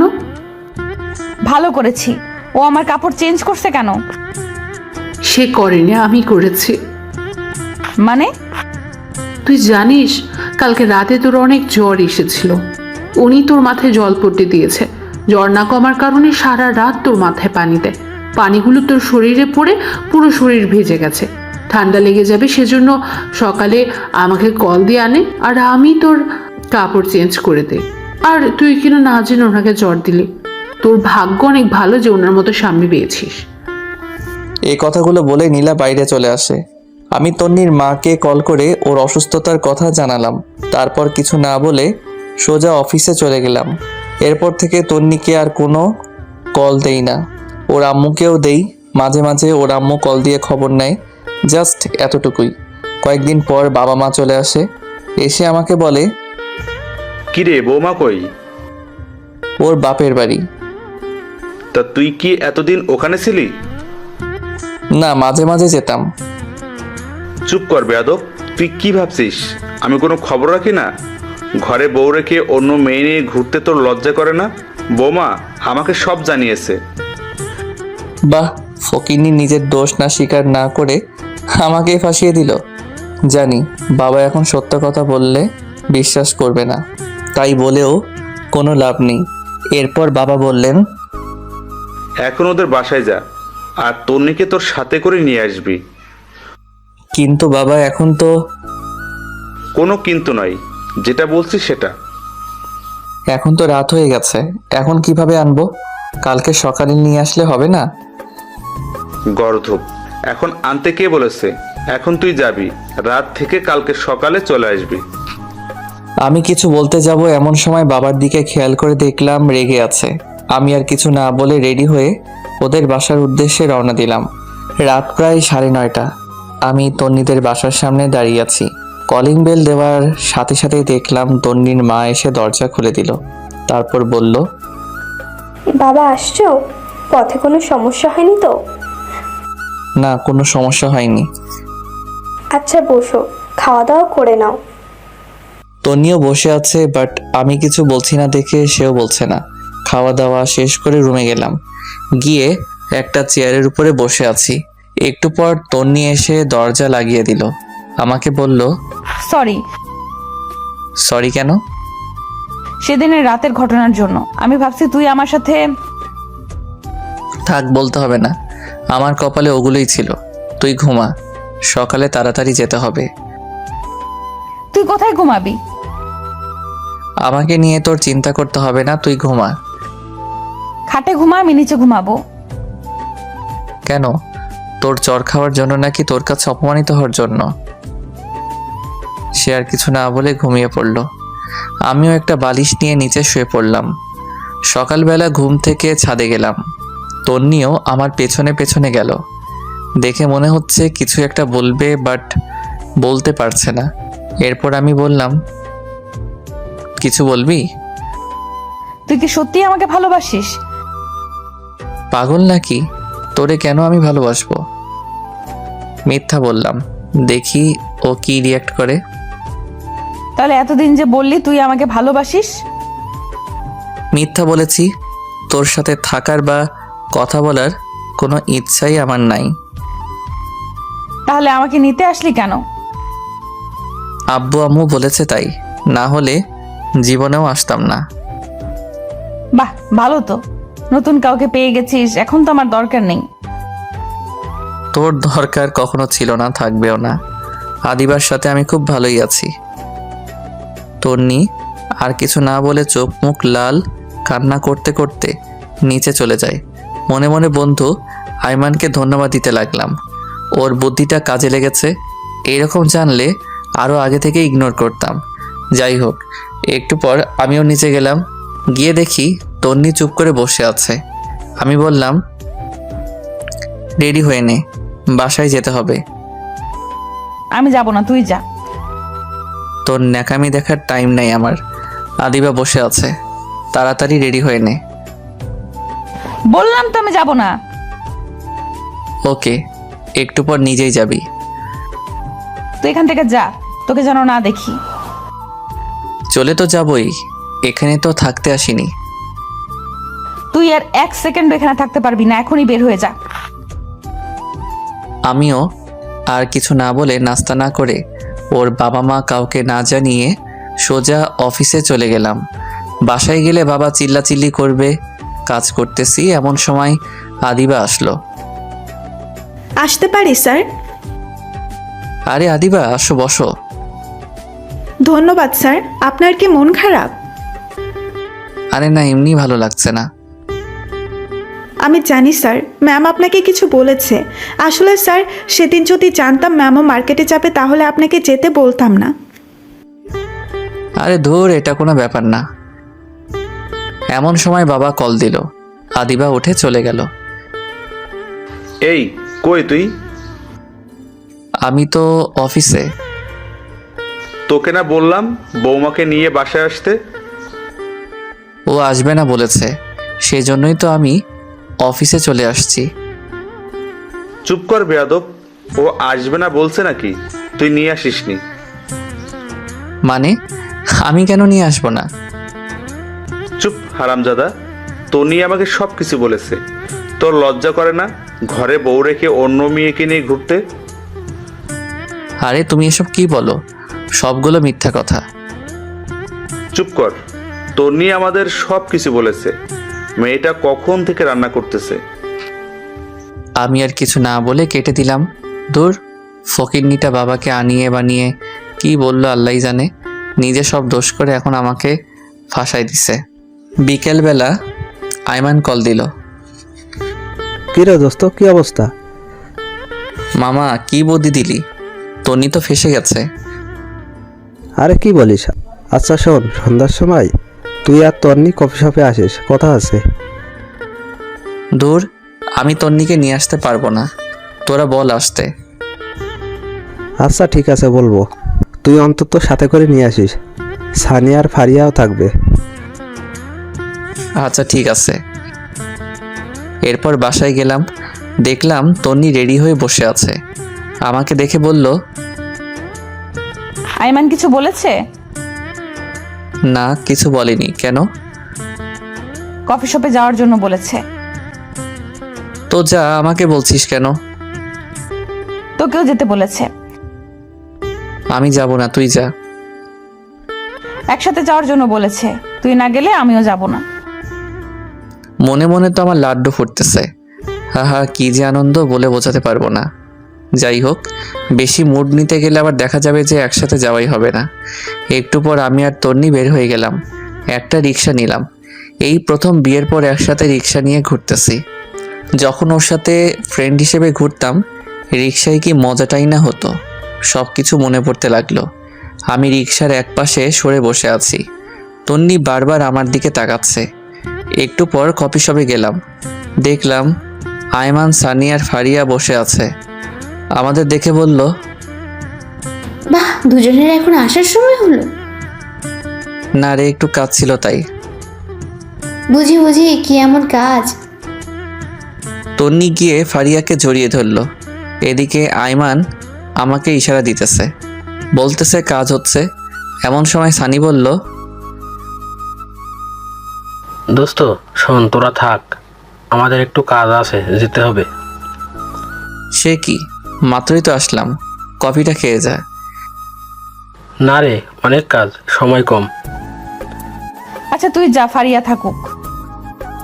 না রে, ওরে ছাড়া আমার কোনো কাজ হয় না। ওর কপালের চুমু না খেলে কাজে মন বসে না। চুপ কর ফাজিল। আচ্ছা তোরা থাক, পরে কথা হবে। এ কথা বলে ফারিয়া আর সানি চলে গেল। আয়মানও কেমন জানি ছটফট করতেছে। আমি বললাম, কি রে, তোর আবার কি হয়েছে? আসলে দোস্ত, বাসায় একটা কাজ ফেলে চলে আসছি, এখনই বাসায় যাওয়া লাগবে। মানে কি, তোদের সবার কাজ আছে আগে বলতি? তোরা না বললি একসাথে কফি খাবি? তোরা খা, আমি একটু আসি। এই কথা বলে আইমানও চলে গেল। আমি আর তন্নি বসে আছি। একটু পর কফি আসলো, দুজনেই খেলাম। দুজনের নীরবতা ভেঙে তন্নি বলল, একটা কথা বলতাম। বল। অনেকদিন কোথাও ঘুরি না, চল পার্কটাতে একটু ঘুরে আসি। আমিও কেন জানি ওর এই আবদারটা না রেখে পারলাম না। অনেকক্ষণ দুজনে একসাথে হাঁটলাম, ভালো লাগলো। রাত প্রায় 8টা। বাসায় গেলাম, দেখলাম বাসায় কেউ নেই, কিন্তু দরজা খোলা। বাবা মা দুজনকে ডাক দিলাম, কারো কোনো সাড়া শব্দ নেই। তন্নিও ভয় কাঁপতেছে। একটু পর নীরবতা ভেঙে শুরু হলো আমাদের দুজনের মুখের উপরের স্প্রে মারা। আর সবাই একসাথে বলতে লাগলো, happy birthday Tonni, happy birthday to you. বাবা মা, সানি, আইমান আর ফারিয়া সবাই একসাথে। দেখে তো আমরা পুরাই অবাক। আমি নিজেও ভুলে গেছি আজকে তন্নির জন্মদিন, কিন্তু বন্ধুগুলার মনে আছে, সেজন্য তারা কফি শপ থেকে তাড়াতাড়ি চলে আসছে। তারপর বড় একটা কেক কাটা হলো। তন্নি সবার প্রথমে আমাকেই খাইয়ে দিয়েছে, আমিও খাইয়ে দিয়েছি। এক এক করে সবাই সবাইকে খাইয়ে দিয়েছে। এমন সময় তন্নি বলল, এতগুলো আয়োজন কে করেছে? সবাই একসাথে আমাকে দেখিয়ে দিল। আমি তো পুরাই টাসকি খেয়ে গেলাম। আমি নিজেই কিছু জানি না, আর ওরা বলছে আমি করছি। সেদিন সবাই একসাথে খাওয়া দাওয়া করে নিলাম, ওদের বাসায় যেতে দেইনি। আমি, সানি, আইমান একসাথে ঘুমাইছি, ফারিয়া আর তন্নি একসাথে ঘুমাইছে। পরে যে যার মতো চলে গেল, আমিও অফিসে চলে গেলাম। দুপুরবেলা আদিবা আমার রুমে আসলো। স্যার আসতে পারি? আসো, বসো। স্যার একটা কথা বলতাম। অবশ্যই বলো। আসলে স্যার আমার একজনের সাথে রিলেশন আছে, বাবা বিয়ের জন্য চাপ দিচ্ছিল, তাই আমি বাবাকে ফাহাদের কথা বলেছি। বাবা বলেছে ওকে নিয়ে বাবার সাথে দেখা করার জন্য। যদি আজকে বিকেলের জন্য আমাকে ছুটি দিতেন উপকার হতো। আরে এটা কোনো কথা? তুমি আমাকে আগে বলবে না? ওকে যাও, দিলাম। ধন্যবাদ স্যার। আদিবা, একটু কষ্ট করতে পারবে? জি স্যার, বলুন। তোমার পাশের আলমারিটার উপর একটা হলুদ রঙের ফাইল আছে, যদি একটু কষ্ট করে দিতে উপকার হতো। এতে কষ্টের কি আছে? এ কথা বলে আদিবা উঠে ফাইলটা নিতে গেল। আলমারি উঁচু হওয়ার কারণে সে একটু উপরের দিকে উঠে পায়ের আঙুলের উপর ভর করে ফাইলটা নিতে যাবে, এমন সময় পা স্লিপ করে উল্টে যেতে লাগলো। আমি তাড়াতাড়ি উঠে ওকে ধরে ফেললাম, আর এমন সময় তন্নি এসে উপস্থিত।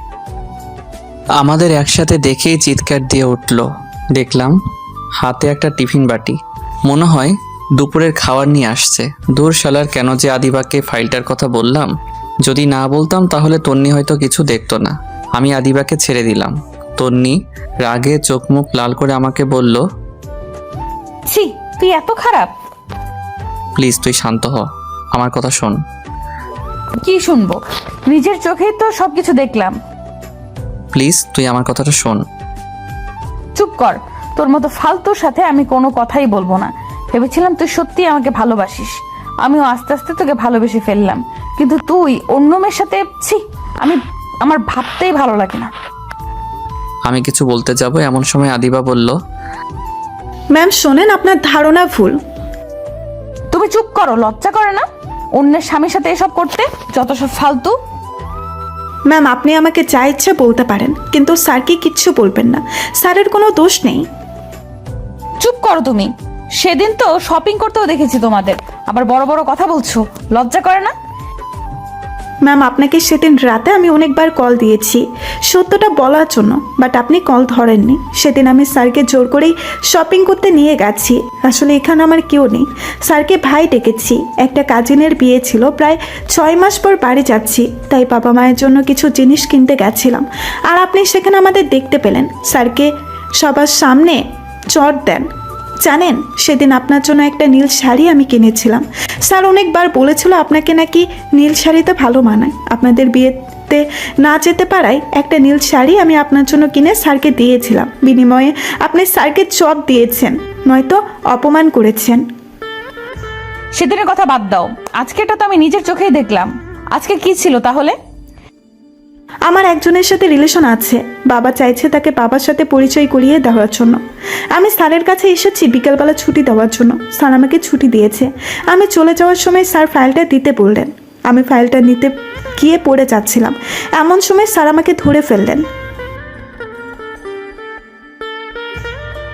শোনেন, একটা কথা বলি, আপনার কপাল অনেক ভালো যে আপনি ওনার মতো একজনকে নিজের জীবনসঙ্গী হিসেবে পেয়েছেন।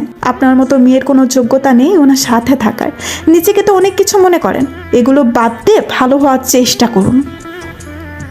আদিবা এই কথাগুলো তন্নিকে বলে চলে গেল।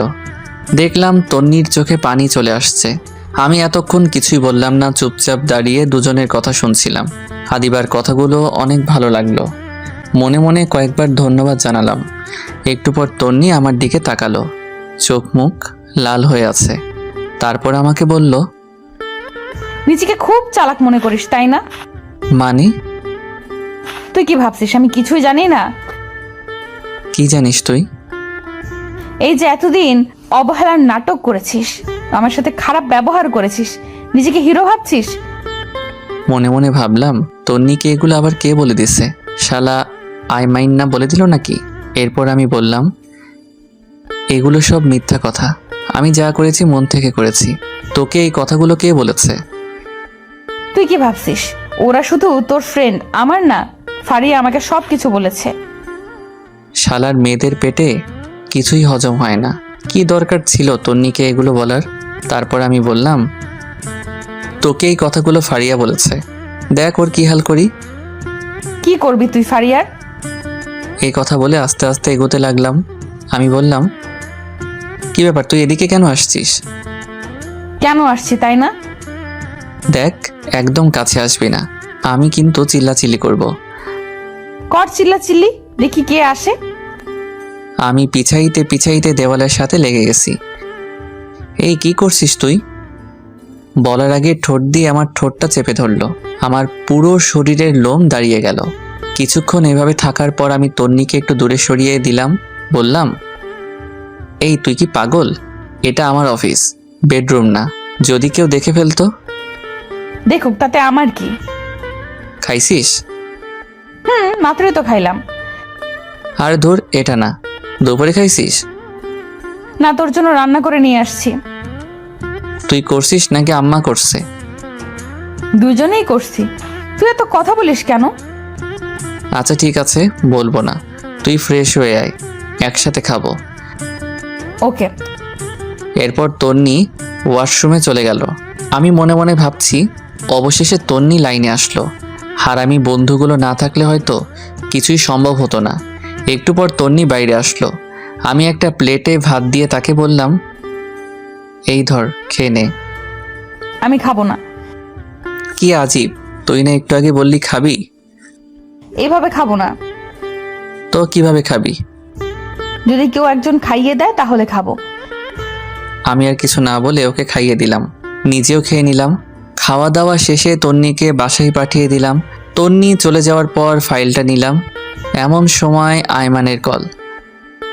দোস্ত, কি অবস্থা? আরে মামা, কি বুদ্ধি দিলি, তন্নি তো পুরো ফিদা হয়ে গেছে। আরে কি বলিস? আর তন্নির জন্মদিনে এত বড় একটা সারপ্রাইজ দেওয়ার জন্য ধন্যবাদ। আমি ভুলেই গেছিলাম ওর জন্মদিন। আরে মামা, সারপ্রাইজের কি দেখলা? আরো বড় সারপ্রাইজ এখনো রয়ে গেছে। আরে কি বলিস, কি সারপ্রাইজ, তাড়াতাড়ি বল। না, এখন না, বিকালে কফি শপে আয়, বাকিরাও আসবে, সবাইকে একসাথে বলবো। আচ্ছা ঠিক আছে। শোন, আসার সময় তন্নিকে নিয়ে আসিস। আমি সানি আর ফারিয়াকে বলে দিচ্ছি। আচ্ছা ঠিক আছে। এই কথা বলে কল কেটে দিলাম। অফিস শেষ করে বিকেলবেলা তন্নিকে বললাম রেডি হতে। সে রেডি হতে চলে গেল। আমিও ফ্রেশ হয়ে একটা কালো শার্ট পরে বাসার বাইরে দাঁড়িয়ে আছি তন্নির জন্য। একটু পর তন্নিও আসলো। বাহ, সেও কালো শাড়ি পরে আসলো। আমি দেখে আরও একবার ক্রাশ খেলাম। হাঁ করে তাকিয়ে আছি। একটু পর তন্নির ঝাঁকানিতে বাস্তবে ফিরে এলাম। আমাকে বলল, এভাবে হা করে তাকিয়ে আছিস কেন? মশা ঢুকবে। আরে না, আমি একটা কথা চিন্তা করতেছিলাম। কচু করছিলি? যা, এখন রিক্সা নিয়ে আয়। তারপর আমি একটা রিক্সা নিলাম। আমি একটু দূরে সরে বসতে চাইলাম, কিন্তু আমার বাম হাতটা চেপে ধরে বসে আছে। একটু পর কফি শপে পৌঁছে গেলাম। দেখলাম সবাই বসে আছে। আমাদের দেখে সবাই দাঁড়ালো। ফারিয়া বলল, কি রে, আজ এত ম্যাচিং, ঘটনা কি? কিসের ঘটনা? বুঝি বুঝি, সবই বুঝি। আচ্ছা, বুঝলে ভালো। এই হারামির দল, চুপ কর, সবাই আগে বস। এরপর আমরা সবাই বসলাম। আইমান সবার জন্য কফির অর্ডার দিল। বন্ধু, এবার বল, কি এমন সারপ্রাইজ যেটা মোবাইলে বলা যায় না, এখানে বলতে হবে? দোস্ত, আবার তো বিয়ে। সত্যি? সত্যি। তারপর সবাই আইমানকে কংগ্রাচুলেশনস জানালাম। আমি বললাম, তো বিয়ে কবে? পরশুদিন। আর আমির বাচ্চা, আগে বলিসনি কেন? দোস্ত, আমি নিজেও জানতাম না, আজকে সকালে আব্বা বলছে। আচ্ছা শোন, কালকে তোরা সবাই থাকবি, অনেক কিছু কেনাকাটা করতে হবে। আমি পারবো না, তোরা সবাই আসিস। না পারলে তুই বিয়েতেও আসিস না। ওরে ভাই, কাঁদিস কেন? আচ্ছা ঠিক আছে, আসবো। আমার কথা শুনে সবাই হাসাহাসি করতে লাগলো। তারপর অনেকক্ষণ আড্ডা দিয়ে কথাবার্তা বলে বাসায় চলে আসলাম। বাবার সাথে অনেকক্ষণ কথা বলে রুমে গেলাম। দেখি তন্নি সোফায় বসে আছে। আমি যাওয়ার সাথে সাথে বলে, একটা কথা বলতাম। তো বল, অনুমতির কি আছে? আজকে খাটে ঘুমা, আমার কোনো সমস্যা হবে না। কেন, চর খাওয়ার জন্য নাকি? দেখ, এগুলোর জন্য সরি, তুই খাটে ঘুমা, আমার সমস্যা হবে না। দরকার নেই, তুই ঘুমা। এই কথা বললে আমি সোফায় ঘুমিয়ে পড়লাম। তন্নি মন খারাপ করে বিছানায় ঘুমিয়ে পড়লো। পরের দিন তন্নিটাকে ঘুম ভাঙলো। উঠে ফ্রেশ হয়ে নাস্তা করলাম। রুমে যাওয়ার পর আইমান কল দিল। হ্যালো দোস্ত, কই তোরা? তাড়াতাড়ি আয়, আমরা সবাই ওয়েট করতেছি। দোস্ত, আমি না আসলে হয় না, তন্নিকে পাঠিয়ে দিব। ওকে, তুই আমার বিয়েতেও আসিস না। আচ্ছা, রাগ করিস না, আসছি। এরপর তন্নিকে বললাম রেডি হতে। দুজনে রেডি হয়ে মার্কেটের উদ্দেশ্যে রওনা দিলাম। একটু পর মার্কেটে চলে আসলাম। কিরে হারামি, এত দেরি কেন? আরে বলিস না, তন্নি আটা ময়দা মাখতে দেরি করে ফেলছে। তন্নি রেগে লাল হয়ে বলল, কি, আমি আটটা ময়দা মাখি? এই হারামি, তুইও তো ঘুম থেকে উঠতে দেরি করছিস, এখন আমার দোষ দিতেছিস, তাই না? এই তোদের ঝগড়া বন্ধ কর, দেরি হয়ে যাচ্ছে। ওকে চল কেনাকাটা শুরু করি। শুরুতে একটা স্বর্ণের দোকানে গেলাম। তন্নি আর ফারিয়া দুজনে আইমানের বইয়ের জন্য গয়না পছন্দ করতেছে। অনেক ঘাটাঘাটির পর অনেকগুলো স্বর্ণের জিনিস নিল। তন্নি একটা নেকলেস নিয়ে বারবার নিজের গলায় জড়িয়ে দেখতে লাগলো। আমি খেয়াল করে দেখেছি, মনে হয় ওর পছন্দ হয়েছে, কিন্তু কিছু বলছে না। আমার দিকে বারবার তাকাচ্ছে। আমি দেখেও না দেখার ভান করে সানির সাথে কথা বলতেছি। একটু পর শাড়ির দোকানে গেলাম। সবার জন্য শাড়ি কিনলো। আইমানের মা, বোন, খালা আরও অনেকের জন্য কেনা হলো। তন্নি একটা নীল শাড়ি নিজের গায়ে জড়িয়ে আমাকে বলল, এই জুয়েল, বল। শাড়িটা খুব সুন্দর, তাই না? আমাকে ভালো মানিয়েছে। তো এখন কি করব? না, এমনি বললাম। বাহ, ফকিন্নি সব কিছুই ঠিক করে নিয়েছে। দাম দেওয়ার জন্যই আমাকে এই কথাগুলো বলেছে। আর তন্নিকে শাড়িটাই আসলে অনেক সুন্দর মানিয়েছে। আমি দোকানদারকে বললাম শাড়িটা আলাদা একটা প্যাকেট করে দিতে। তন্নির মুখে এক রাজ্যের হাসি দেখলাম। কিছু না বলে তাড়াতাড়ি ব্যাগটা নিয়ে বসে আছে। আরও অনেক কিছু কেনাকাটা করার পর সবাই বাসার উদ্দেশ্যে রওনা দিলাম।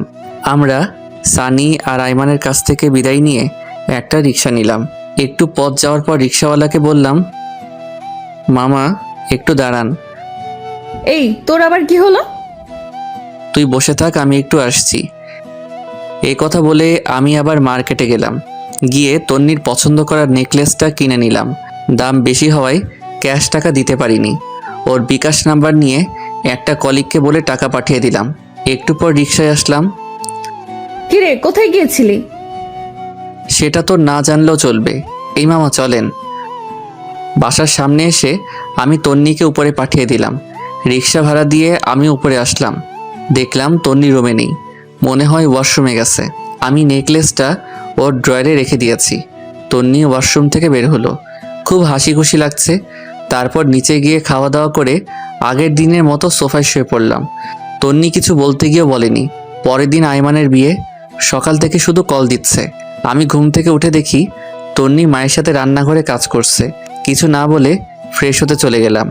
একটু পর নাস্তা করে রেডি হয়ে তন্নিকে বললাম তাড়াতাড়ি রেডি হতে, আমরা বিয়েতে যাব, আর অনেক কাজ আছে। তন্নি হ্যাঁ সূচক ইশারা দিয়ে রেডি হতে চলে গেল। আমি বাইরে গিয়ে দাঁড়িয়ে আছি। একটু পর তন্নি রেডি হয়ে আসলো। আমি তো দেখে আবার ক্রাশ খাইলাম। কালকে সেই শাড়িটা পরেছে, আবার গলায় নেকলেসটাও পরেছে, পায়ে হাই হিল, হালকা লিপস্টিক। উফ, মাথা নষ্ট করে দিচ্ছে। আমি হা করে তাকিয়ে আছি। একটু পর বুঝলাম কেউ একজন আমাকে ধাক্কা দিচ্ছে। কিরে, অমন হা করে কি দেখছিস? মনে হয় আগে কোনো দিন আমাকে দেখিসনি। দেখেছি, তবে আজকে একটু অন্যরকম লাগছে। তন্নি লজ্জায় লাল হয়ে যায়, দেখতে আরো বেশি কিউট লাগছে। তারপর একটা রিক্সা নিয়ে রওনা দিলাম। তন্নি আমার বাম হাতটা চেপে রেখেছে। একটু পর বলল, ধন্যবাদ। হঠাৎ ধন্যবাদ? এই যে আমার পছন্দের নেকলেসটা নিলি, তাই। এখানে ধন্যবাদ দেওয়ার কিছু নাই। তুই কি কালকে দোকানে আমাকে খেয়াল করেছিস? একটু একটু। কথা বলতে বলতে আমরা আবার মার্কেটে যাই। বিয়ের জন্য একটা গিফট নিলাম। এরপর আইমানদের বাসায় চলে গেলাম। সারাদিন খাওয়া দাওয়া আর মেহমান নিয়ে বিজি ছিলাম সবাই। সন্ধ্যার পর আয়মান এসে আমাকে বলল, দোষ, একটা কাজ করতে হবে। কি কাজ? দোষ, তুই আর তন্নি আমার বাসর ঘরটা সাজিয়ে দে। কিন্তু কোনো কিন্তু নয়, প্লিজ দোষ, না করিস না। সানিকে বাবার সাথে বাজারে পাঠাইছি, আর ফারিয়া মিলির সাথে আছে। আচ্ছা ঠিক আছে। ওখানে ফুল আর সব জিনিস আছে। বাবা থাকলে বাবাই তোকে বলতো। আমার তো একটু লজ্জা লাগছে, তাই কাউকে বলতেছি না। হইছে, আর লজ্জা পেতে হবে না, যা আমি দেখতেছি। এরপর তন্নিকে খুঁজতে লাগলাম। দেখলাম নতুন বউয়ের সাথে সেলফি তুলছে। সারাদিনে কয়েক হাজার সেলফি তুলেছে, তাও মন ভরেনি। আমি ইশারা দিয়ে ডেকে নিলাম। তারপর এসে বলে, বল কেন ডেকেছিস? আরে বাসরঘর সাজাতে হবে, এখানে নাকি কেউ পারে না। আরে কি বলছিস, এখনো সাজাইনি? সাজালে কি তোকে ডাকতাম? আচ্ছা ঠিক আছে, চল। এরপর তন্নি আর আমি বাসরঘর সাজাতে লাগলাম। সাজানো প্রায় শেষের সময় তন্নি বলে, জানিস বাসর ঘর নিয়ে আমার অনেক স্বপ্ন ছিল। তাই নাকি? জানিস আমি কি কি কল্পনা করেছি বাসর রাত নিয়ে? কি কি? আমার জামাই আসবে, আমি লজ্জায় ঘুমটা দিয়ে রাখবো, সে ঘুমটা সরাবে, তারপর তার পা ছুঁয়ে সালাম করব। তারপর সে আমাকে গান শোনাবে, আমি তাকে শোনাবো, কিছুক্ষণ নাচবো, তারপর দুজনে ছাদে গিয়ে চাঁদ দেখবো, সে আমাকে দোলনায় দুলাবে, হঠাৎ করে বৃষ্টি শুরু হবে। তুই পাগল নাকি? চাঁদ উঠলে আবার বৃষ্টি হয় নাকি? তুই চুপ থাক। তারপর আমরা দুজনে অনেক সময় হাত ধরে ভিজবো, তারপর আবার রুমে চলে আসব, আমি তার বুকে মাথা রেখে ঘুমিয়ে পড়ব। আমি তন্নির কথাগুলো শুনে একটু অভিমানের ভঙ্গিতে দাঁড়িয়ে দাঁড়িয়ে আয়মানের বাসর ঘরে গোলাপ ফুল ছিটাচ্ছি। আমার এমন মুখ দেখে তন্নি বলে, কিরে তোর আবার কি হলো? কই কিছু না। মুখটা এমন পেঁচার মতো করে রাখছিস কেন? সবার কপালে কি আর বাসর রাত থাকে? অভাগাদের কপালে তো কিছুই থাকে না। হইছে, আর ঢং করতে হবে না। এই নে, এটা ধর। কি এটাতে? শেরওয়ানি। আমরা এখন বাসায় যাব, আমরাও বাসর করব। কি? আমি একটা লাল বেনারসি পরবো, তুই 30 মিনিট পর রুমে যাবি। 30 মিনিট কি করবি? এত কথা তোর জানতে হবে না, যেটা বলছি সেটা। আচ্ছা ঠিক আছে, কিন্তু এত কিছু তুই কখন করলি? সারপ্রাইজ কি তুই একাই দিতে পারিস? আমি পারি না? আমি আর ফারিয়া মিলে করে এসেছি। এখন যা, একটা গাড়ি ঠিক কর, বাসায় যাব। ওকে। একটা সিএনজি নিয়ে আমি আর তন্নি তাড়াতাড়ি বাসায় গেলাম। আমি শেরওয়ানি পরে রেডি হয়ে আছি। কখন 30 মিনিট হবে ঘড়ির দিকে তাকিয়ে আছি। অবশেষে 30 মিনিট হলো। আমি বাসর ঘরে যাচ্ছি, কেমন যেন লজ্জা লাগছে। সব সময় থাকি, তবুও আজকে কেমন যেন লাগছে। ধুর, এত শরম দিয়ে লাভ নাই, আগে ভিতরে যাই। আস্তে করে দরজাটা খুলে ভিতরে গেলাম। তন্নি বড় একটা ঘোমটা দিয়ে বসে আছে। আমি গিয়ে ঘোমটা উঠালাম। তন্নি খাট থেকে নেমে আমার পা ছুঁয়ে সালাম করলো। আমি বললাম, বেঁচে থাকো মা, স্বামী সংসার নিয়ে অনেক সুখী হও মা। হাই হাই, এটা কি বললাম? মা কেন বললাম? তন্নি একটা গোতা দিয়ে বলে, এই কুত্তা, আমি তোর মা? এই না না, ভুল হয়ে গেছে, আর বলবো না, এই যে কান ধরলাম। ওকে, এখন একটা গান শোনা। এই আমি তো গান পারি না। কি বললি? আচ্ছা শোনাচ্ছি। ওকে। বন্ধু তুই লোকাল বাস রে, বন্ধু তুই লোকাল বাস। এই হারামি, এটা কি গান? আরে মমতাজ খালামণির গান। রাখ তোর মমতাজ খালা, ভালো গান গা, নইলে ধাক্কা দিয়ে বাহির করে দিব। এরপর আমি শীতল বাতাসে দেখেছি তোমায় এই গানটা শোনালাম। তন্নিও একটা রবীন্দ্রসঙ্গীত শোনালো। মেয়েটার গলা বেশ ভালো। এরপর বলল, আয় একটু নাচি। দূর, আমি নাচ পারি না। হালকা নাচ, যেমন তেরি মেরি গানটাতে হালকা নাচি, আয়। আমি তো সানি লিওন আর উর্বশীর গান ছাড়া নাচতে পারি না। মায়ের খাবি কিন্তু। এরপর উড়াধরা কিছুক্ষণ নাচ দিলাম। আমি তো হাসতে হাসতে শেষ। তন্নি বলল, চল ছাদে যাব। ঠিক আছে চল। এভাবে না, আমাকে কোলে নিয়ে চল। কি আর করা, ওকে কোলে নিয়ে ছাদে গেলাম। একটু পর বললাম, এই তুই কি খাস? ওরে আল্লাহ, এ তো অজন তুই, আর একটু হলে তো মরেই যেতাম। তন্নি কিছু না বলে আমার একটা হাত ধরে হাঁটতে লাগলো। আমারও অসম্ভব ভালো লাগা শুরু হলো। এরপর আমি তন্নিকে কোলে নিয়ে পুরো ছাদ ঘুরলাম। একটু পর শুরু হলো ঝুম বৃষ্টি। তন্নির ইচ্ছাটা উপরওয়ালা পূরণ করে দিল। দুজনে অনেক সময় দিয়ে ভিজলাম। হঠাৎ একটা বাজ পড়ার সাথে সাথে তন্নি আমাকে জড়িয়ে ধরলো। এইভাবে কিছুক্ষণ চলার পরে দুজনে নিচে চলে আসলাম। তন্নি ভেজা কাপড় চেঞ্জ করে আসলো, আমিও আসলাম। একটু পর বললাম, এই শোন, আমরা ফ্রেন্ড ছিলাম ঠিক আছে, কিন্তু এখন তো স্বামী স্ত্রী হয়ে গেছি। এখন আর তুই করে বলবো না, তুমি করে বলবো। থুর, না, আমি তুই করেই বলবো। কিন্তু কেন? আচ্ছা ঠিক আছে, সবার সামনে তুমি বলবো আর এমনিতে তুই করে বলবো। আচ্ছা ঠিক আছে। এই শোন, আমার না অনেক ইচ্ছা আমার টুইন বেবি হবে। তাই নাকি? তাহলে তো আমাকে ডাবল কষ্ট করতে হবে। কেন? একটা ছেলের জন্য যে কষ্ট করতে হবে, দুজনের জন্য তো ডাবল কষ্ট করতে হবে, তাই না? এই তোর মতলব কিন্তু আমি বুঝে গেছি। তাই নাকি? তাহলে তো ভালো। এই খবরদার কাছে আসবি না। আসলে কি হবে শুনি। আমি আস্তে আস্তে আগাতে লাগলাম আর তন্নি পিছাতে লাগলো। পিছাতে পিছাতে একসময় খাটের উপর গিয়ে পড়ে যায়। তন্নি লজ্জায় লাল হয়ে যায়। একটা কাপড় দিয়ে মুখ ঢেকে ফেলে। আমি কাপড়টা সরিয়ে ওর মিষ্টি মাখা ঠোঁটে আস্তে করে আমার ঠোঁটটা বসাই দিলাম। তারপর দুজনে হারিয়ে গেলাম অজানা এক রাজ্যে। থামেন, অনেক কিছু দেখে ফেলেছেন, এবার আমাদের একটু একা থাকতে দেন।